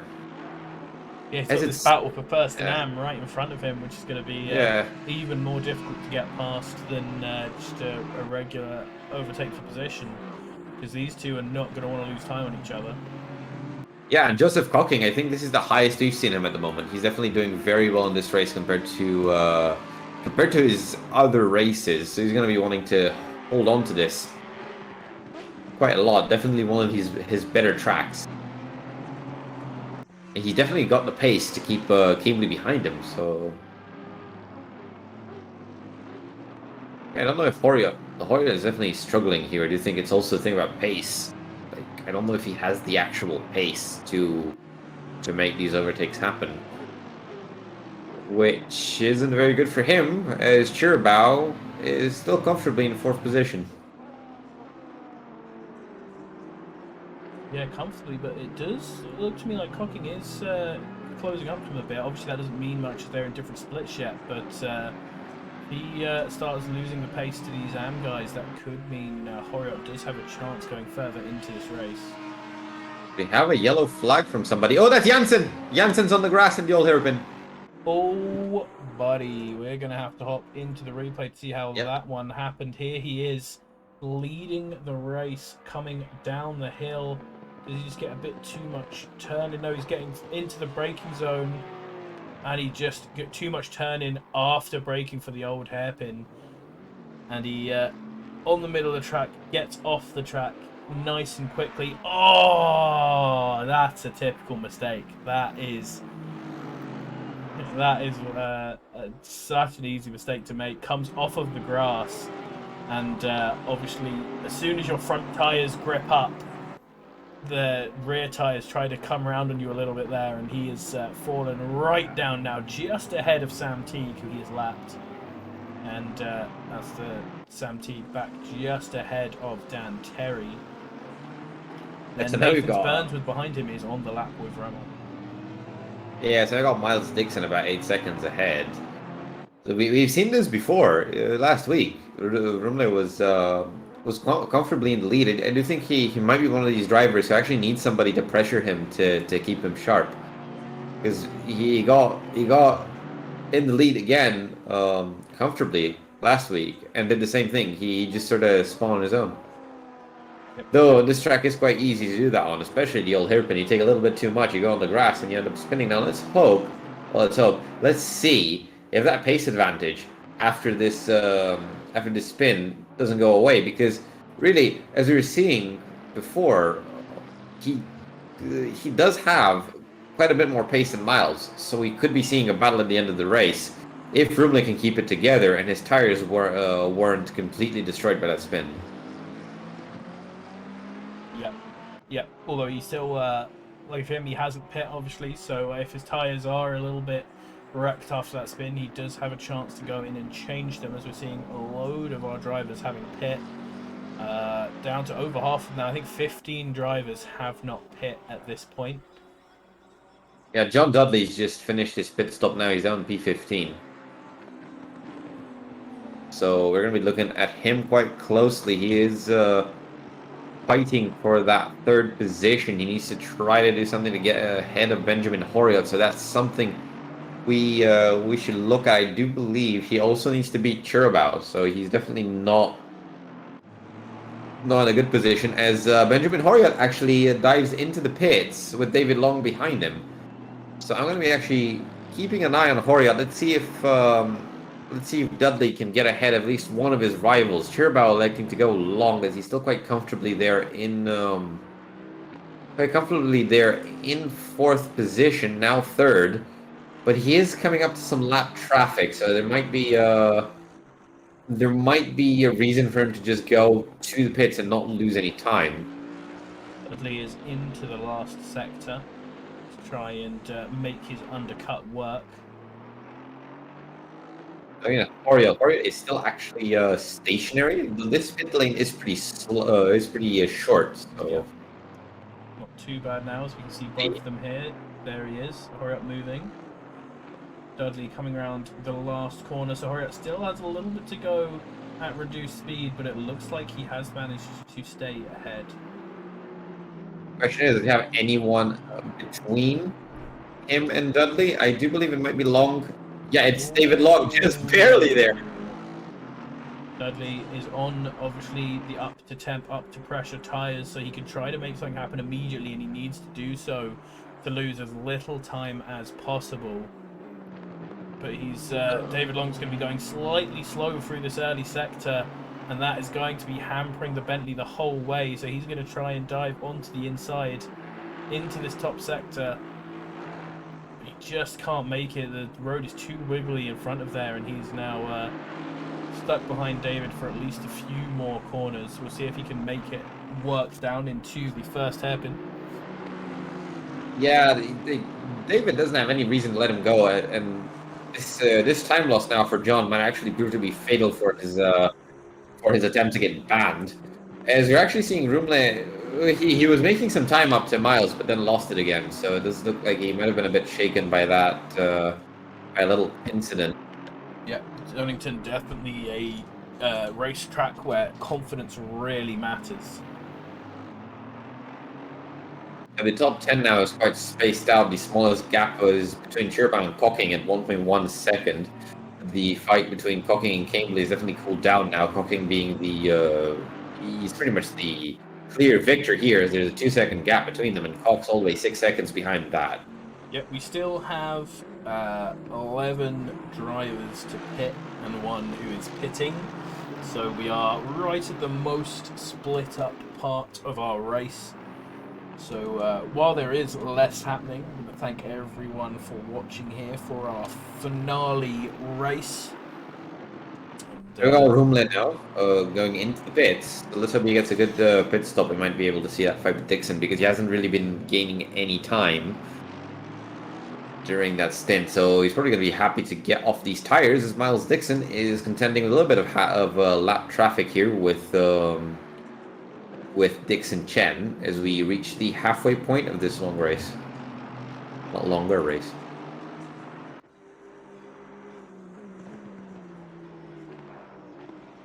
Quite a few penalties coming out in these in this race compared to the others. Just kind of, I think, the nature of a track that's hard to overtake on. Yeah, obviously, what happens is that the gold split is so much more consistent time-wise than our lower splits, which means that they are so much closer together for so much more of the race, and so those little incidents are far more likely to happen. When the field is slightly more spread, if you miss your braking point by a little bit, you're very unlikely to hit a car or anything. So Jansen's come out of the pits and he's got completely clear air in front and behind him. There's like at least 10 seconds, I think, between him and the nearest car. 13 seconds, actually. So he's in a very good position to make up some time as Dixon actually dives into the pits right now. So I'm going to keep the camera on him. Yeah, that's an interesting one. He was very far ahead, so, you know, Yeah. I would doubt that Rummel has made it happen, but we will have a look, because obviously there is that possibility. I don't think he's made it happen, but I don't think he really has to. You see, the thing is, Jansen's now got clear air, and he might end up with Dixon being the only car ahead of him. So that's still going to be an advantage, I believe, with no lap traffic and clear air between the two. And if you can make up a little bit of time, you know, there's nothing. He needs every advantage he can get. Yeah. Porsche is coming up to the last corner. We saw just before the last corner, the last time the car starts moving, it looks like it will be out ahead. Obviously, it comes down to where he is in the pit lane, but he's quite near the end of the pit lane. So Dixon is out ahead. A little bit less of a gap than the last pit battle that we ended up watching, but still out in the lead. Jensen can spy his target now and is going to start chasing him down for the rest of the race.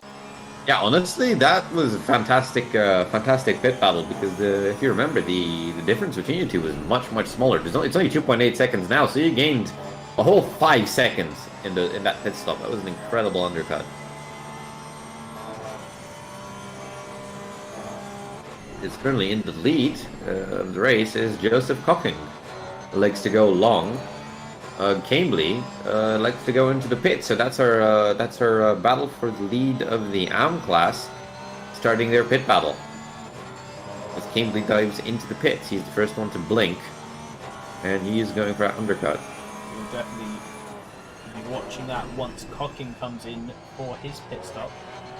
Thorpe in the pits as well. He's third position in the AMs right now. David Long in 12th position. So we'll see where they come out compared to him, who pit a while ago.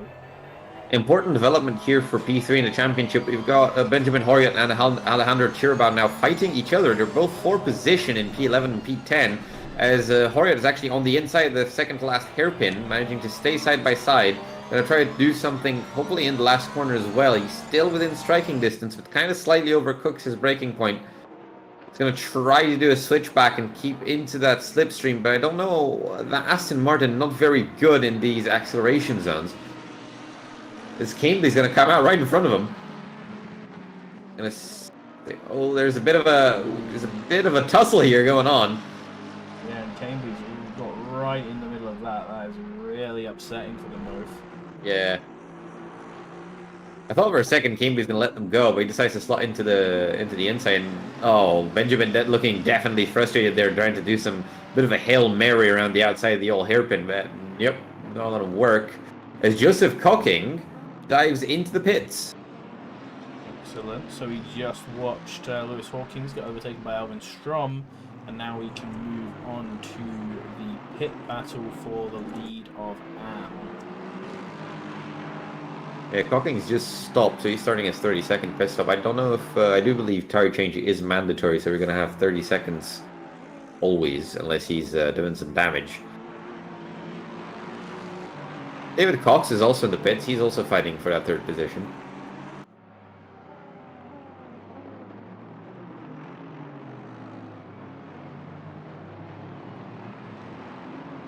Here we go.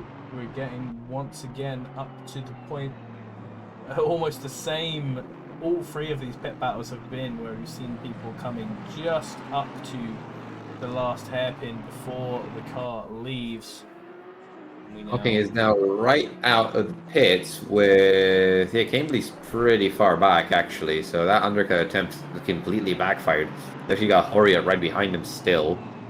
And yeah, that's going to put some pressure. As we see somebody on the grass. I don't know. Was it? Whoa, somebody's really on the grass. Yeah, that's Marston. Yeah, he's on the grass. Oh my god. Yeah, that was... I think he lost the back a little bit. He's having some issues. Definitely having some issues. Him there, getting rejoining on the offside of the track, keeping it safe. Obviously, tyres messy as hell now, so he's going to have to be real careful with that.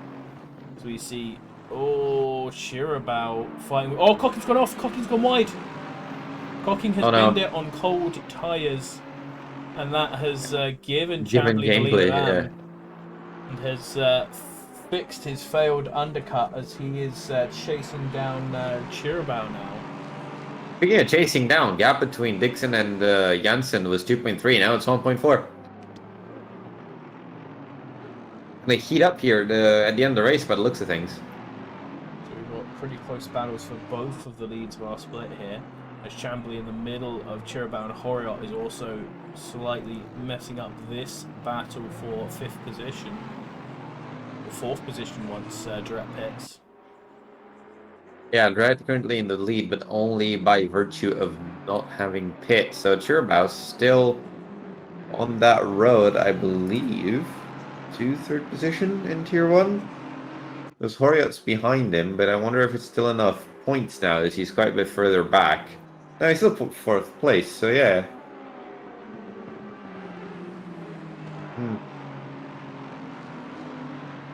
Yeah, as it stands, I don't think Chirabao is actually going to be able to take that 3rd position from Benjamin.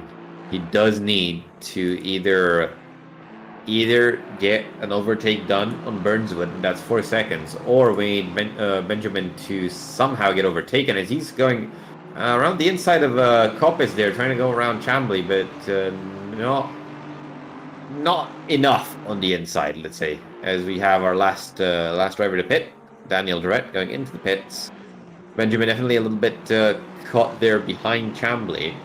And we're going to be looking here at what John Dudley can do, because if John Dudley overtakes Benjamin, he might not climb up to P3 in the rankings, but he might give Chirabao that 3rd position. Well, Benjamin has gotten past Chambly now, and that has put him right back with Cocking. So these two fighting for the lead of AM still, as Jensen chases down Dixon for the lead of Pro.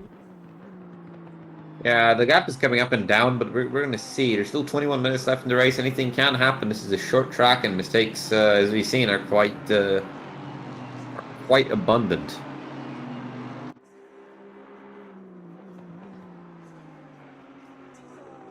Brett's still in the pits. He's actually gonna come out pretty well. He's in P4 now in AM, I believe. No, he's P5. He did lose actually more than I thought, as my camera's quite glitchy here at Donington. Not the best place for the fancy cam, unfortunately. Yeah, the top 3 in AM is definitely looking pretty spicy. Everybody's within a second of each other, and they're all fast and clean drivers. So definitely need to take a look at that, as the top 5 is pretty spaced out, as Rumla is actually kind of slowly losing ground on Dixon again. I do think it's all about traffic, as Dixon is now overtaking Martinez, I believe, and Rumley just now overtook somebody else. So it's all about traffic, and that's how the gaps are currently going up and down. Martinez The latest person to be being lapped by our leaders. Well, as it's looking, Benjamin definitely the favorite here to get banned.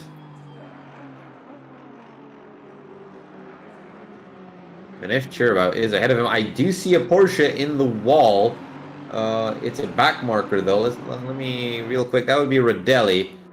Yeah, Rodelli's now teleported to the pits, so that's the end of his race. He ended up bidding it after turn 1, so that was an interesting place to bin. Wonder if that was oh, Dan Terry's got a drive through. L Dan's got a drive through. That was yeah. He's been cutting that chicane, hasn't he? Yeah, it's not given by the stewards, so it's a cutting penalty. Yeah, so he has to take the drive of shame there through the pits. Cambley still ahead of Cocking. Fight still close, but none of them is budging. Benjamin Horiot now trying to chase down Chirabab, but not really making up any positions as the gap between Dixon and Janssen is actually staying about the same at the moment.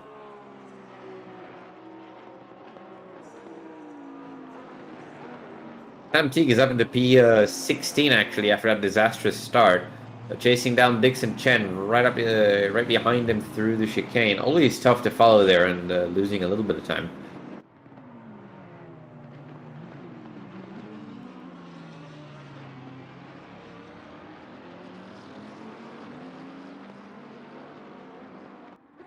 I'm going to end up just using Helicam for this track.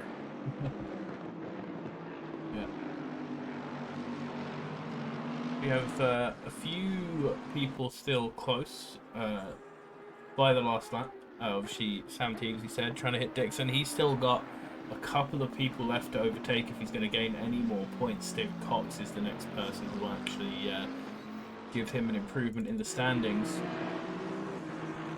Hope Teague doesn't hit Dixon. And by the way, we are talking about Dixon Chen, not Miles Dixon. He's still in the lead. But now gap is only 1.6 seconds. So now they've cleared traffic. Janssen's again with a bit of a pace advantage.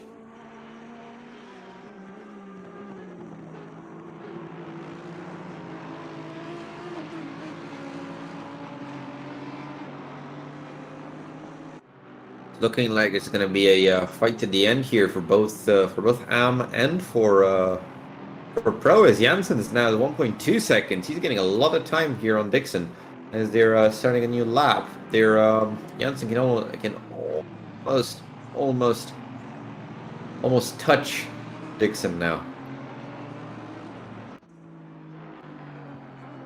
It is a fight for a bit of a symbolic fight because Dixon is pretty far down the order in the championship. But I mean, they're double points, yes, but we are, this is more of a fight for the race win, as Rumley definitely has the win for, is definitely going to be our winner for the pro category as it stands. Because nobody has enough points to actually beat him as it stands. Yep, Dixon is essentially going for 6 points here. Janssen officially in DRS range. Beautiful.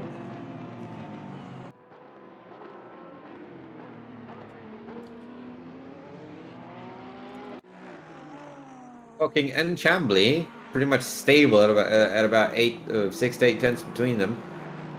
And Horiot also kind of staying with them. He's not really making any progress in hunting down Chirbao. So yeah, I think it's really the only way Chirbao is going to get that third position though is if John Dudley manages to get past all these AM drivers ahead of him and then past Benjamin. So I don't see that happening. I do think it's pretty safe bet to say that Benjamin Horiot is going to be banned, but you never know.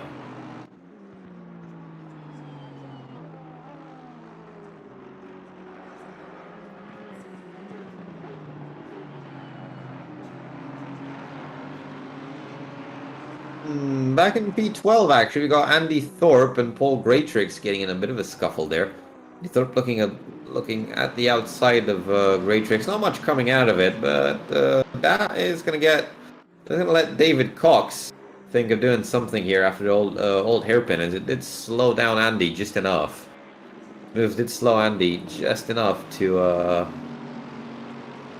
put him within striking distance, and David Cox getting a very good exit out of the old hairpin.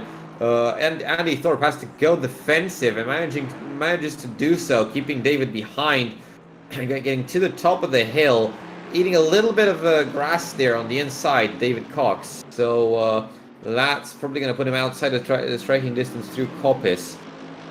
Ending that fight, but definitely Andy Thorpe definitely not out of danger here. Yep, as Rumble Johnson is already banned from wins, David Cox right now is in the last position to be banned. Although Alejandro looks like he's going to be taking that from him up in 4th position. Well, we do have Benjamin Horia, who I do think he's going to be keeping that 3rd position. He's up in P5 at the moment. I don't think Chirabao is going to get enough points to unseat him. Yep, but Rumble Johnson is already banned for wins, so the top 3 is 2, 3, and 4.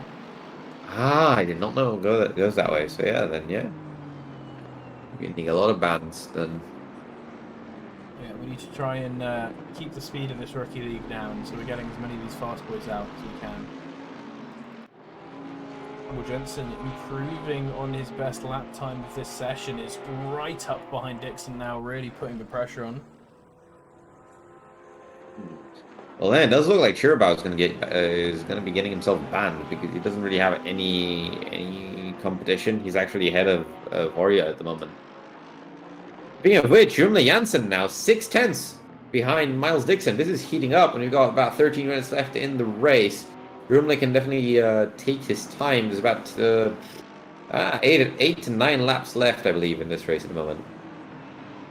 Yeah, I'm going to be keeping an eye on this top 2 battle. Gap is now 3/10 coming to the coming to the first corner. No move here from Jansen. He's probably going to take his time. He's gonna look at where he can get out, overtake done. He's gonna just stay there and look at Miles. Maybe try to push him into a bit of a mistake as they come through the old hairpin. The exit here is so crucial. Both of them. Oh, Miles, it takes a bit of grass there, getting a little bit wiggly. That's going to let Jansen get very close up at the top of the hill. Miles is going to need to go defensive. He doesn't. That allows Rumle to get onto the inside. Almost makes it stick. Very difficult to actually get the overtake done. Doesn't manage to do it. Still behind through Coppice and actually going a little bit wide. So that's going to be the end of the fight for now. Looking further back, you actually got Chambly right behind Horiup now. He's going to want to do something. He's making a little bit of a gap on Cocking there for a while now, so he's keeping himself safe.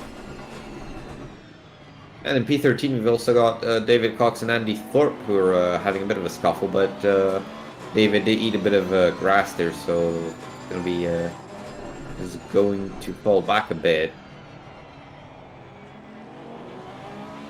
Gotta keep an eye on these top 2 now, because again, they're starting a new lap going into the first corner. Only 1/10 between them.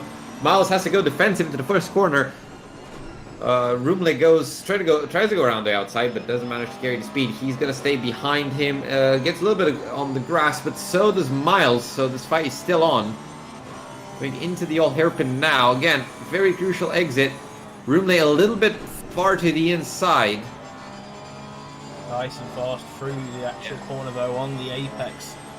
Very hard to get in the middle here. He needs to be right up in the back if he's going to dive in this corner, so he just needs to tuck in behind, take good lines, and keep the speed going down into the last section of this track.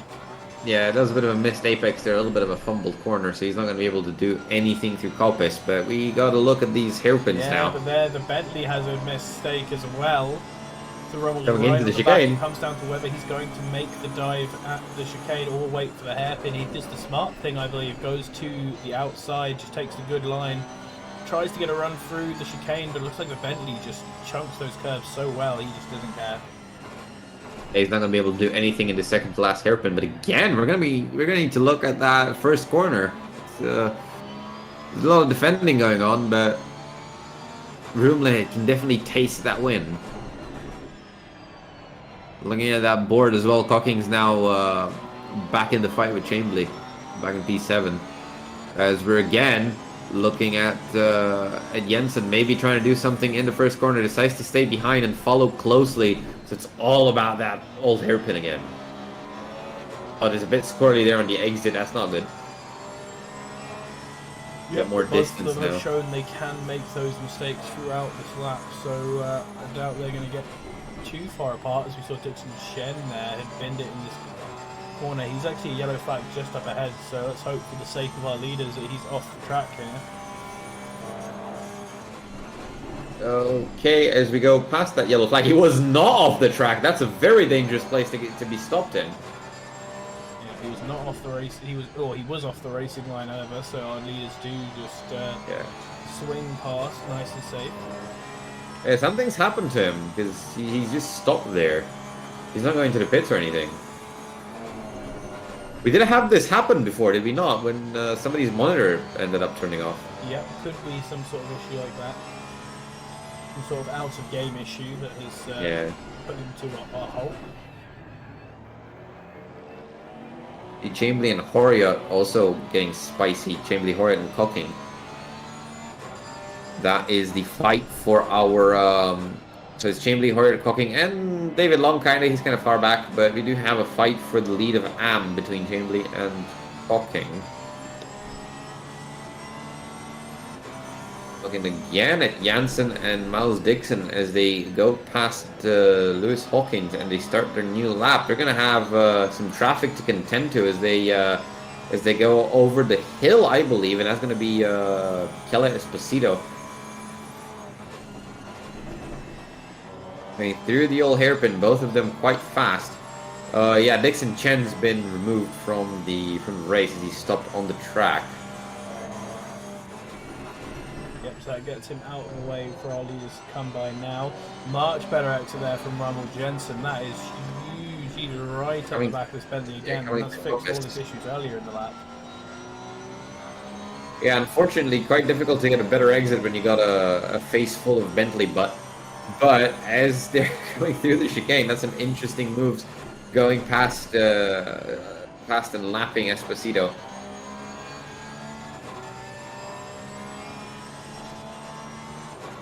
Into the second to last hairpin again, just not close enough for Roomle to make a move, but still 7 minutes left in the race. Still all to play for. Yeah, we have confirmation in the chat from the man himself that his game froze, and that's why he was stuck in the corner. Unfortunately, he was running in about 16th position at that time. Dixon trying a little bit, not Dixon, sorry, Jensen trying to go down the inside of turn one and immediately saying, yeah, no, I'm not doing that. Decides to slot in behind. Dixon having a squirrely exit of turn one, so that's going to be very close to the old hairpin. They're coming through it right now. Both of them pretty much perfect lines on entry. And they both pretty much have the exact same line. They're both quite good out the corner as well. One of them being really faster than the other one.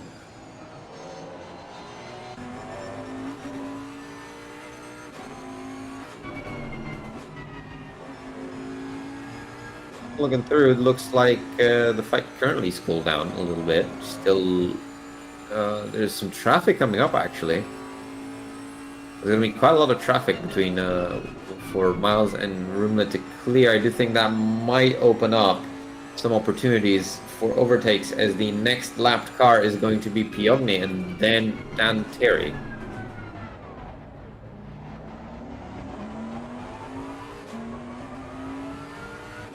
Yeah, it's an awkward, calmest match here as I was talking about when we were watching the qualifying laps. Really need to be good out of the corner right at the top of the hill and the chicane, but actually really close there, Rummel. They're going down side by side to the first corner. Not going to make it because he's on the outside here. I think so, yeah. But really getting a nice run through that last corner. Unfortunately, it's just not the corner you need. You need to be fast in those first two corners before the first hairpin.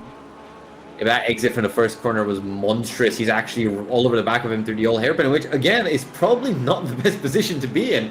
You want to be all over the back of him now, but because he was so close to him through the old hairpin, he couldn't follow close enough, and now he's gonna end up, I think, stuck behind him for another lap. I think the moment that really is ruining it for Rummel here is this corner at the top of the hill that we are coming up to. This, yeah. Yeah, this one that we've just gone past, because you can see how he's not close here. He's close so many other places on the lap. Through the first sector, he's real close. Through there, he's not close, and he just can't take the chicane as well either most of the time. A little bit of a mistake there from the Bentley makes it close. So a little bit further back for in P3, we've got Nathan Burnswood has actually fallen all the way back to Alejandro Chiribao. So there's a fight for the bottom step of the podium as well, as Chiribao is only 4/10 back. You can see here Rummel right up behind Dixon as soon as he's gone through the hairpins. Can get in for a dive on the first corner, perhaps. Welcome all of Dixon Chen's viewers. Yeah, the Porsche is just a fantastic car for these slow corners. Ooh, Ferrari there. Piogne almost lost it behind Dan Terry. Luckily doesn't get in the way of our leaders at all. Got Chirba also getting racy here in the first corner, trying to slot in around the outside, but Nathan immediately shutting him down. He's gonna try the whole. He's gonna follow him closely through the old hairpin. Let's see if he manages to get that better exit. And then we're also going to be looking at Cocking and Chambly, because they're also less than 5/10 between each other. As I do think Nathan Burnswood there does get a slightly worse exit. And Will once that be... again, there, this is the best that it's been for him. But you can see the Porsche at that corner again, losing time on the Bentley. The Bentley's just so much more confident on the acceleration coming out of that corner. Now coming up to lapping Dan Terry. We got 3 battles going on, actually. A battle for P1, a battle for P3, and a battle for P6 for the top of AM. They got past Dan, a little bit of a tight line there by the Bentley to do so Dixon's under a little bit of pressure. Jensen here will want to take just a good line, try and switch back, and he does do so. Really nice run, but Dixon does once again have the inside line into the first corner. They're side by side down the main straight. Don't know if it's going to necessarily come to anything, because again he has the inside line. It's going to be very hard for him to he's still keeping it there, but a little bit squirrely on the exit. Difficult to keep that car straight. But are they still side by side? I don't know from this angle. They're almost still side by side, going into the old hairpin. Yeah. That did actually compromise Miles's line. So very good attack there by Rumle now. But Miles going to be side by side up the. Yeah, but it's side by side up the hill, and he's going to have the inside. Miles switches over, and that might be what makes it for the Porsche. They're coming up. Oh, there's contact! There's contact! Oh, and Rumle spins! Rumle does spin. Oh no, don't slow down, Dixon. I don't think that was your fault. I hope Dixon doesn't just slow down and give that back, because I'm not sure that was his fault, but... Yeah, I don't know what to say, as Chiribao is 1/10 behind Burnswood. That fight's also heating up. But yeah, I think that's the end of that fight with... no, Rumle's right behind. So yeah, Miles did actually slow down. Dixon has slowed down for him. We'll see if he gives up the position. Hopefully he's just slowed down so that they can restart their fight, which would be very sportsmanlike of him. Honestly, my immediate sort of judging of that incident is that it was a racing incident. It's very hard to stay on the outside there, and it was very hard to take that inside line by Rumle, and he just sort of ended up getting into that contact as he did. Oh, there's a switchback in the final corner. That's gonna let Rumle, I think, go past. Let's see, the Bentley's definitely faster on that straight. It might just end up doing the same thing again. They're going side by side into the first corner. They're going to try and complete a successful side by side lap this time, perhaps. Well, a much better exit by Rumle this time, though. So he might end up getting in front. He is in front going into the old hairpin. That might end up sealing the deal here. Miles, though, definitely doesn't give up on that position, and I think he's got a slightly better exit. Bentley also with a lot of grunt while that's happening. And look at Chiribao. They're also going through the old hairpin. We actually only have 48 seconds left in the race. Will there be another? Oh, Dixon is out on the grass, manages to catch it before going into the wall and get back onto the track, so he's not going to lose anything else. This is the final lap, I think, is it? It might be. It might be. Is this or one more? I think it might be one more. See, if Chirba can do anything, he's also very close to Burnswood, but just not really managing to do anything. It's Burnswood is just faster through all the important bits. Yeah, we do have one more lap left, I believe. Oh, but only barely. No, we don't. We don't. This is the final lap. It's got to be. 4, 3, 2, 1, and yeah, that's the end of the race. Rumley Jansen takes it. The leader has finished the race. Congratulations to him. A little bit of a pity how it ended up ending, but great racing, as has been said in chat, between Dixon and Jensen. So huge shout out to those guys. A lot of other close battles throughout the field. Coming back here, we can see these four, Horiot, Chambly, clocking and along. Horiot and the three leaders of AM, still incredibly close to each other, have been running together for a long time. Sam Teague managing, after binning it in the first lap, right to the back of the field to make it up to 15th position. And that means Chirbow is most definitely banned, because he's finishing ahead of Benjamin Horiot, who's currently third in the standings overall, even behind Janssen. So there's a bit of chaos goes on at the end of the race, as post-race donuts for the final race are definitely allowed, and only allowed but encouraged. We're seeing people definitely having a lot of fun now. This was quite an exciting race at the end. I do believe a worthy finale, and just shows how good of a track Donington is. Yeah, fantastic track. Gets fantastic racing. Fantastic corner lapping as well. A big fan of Donington. Absolutely love it. Didn't really know the beauty of Donington until I joined Sim Racing GP, who obviously we are hugely thankful for hosting all of our events.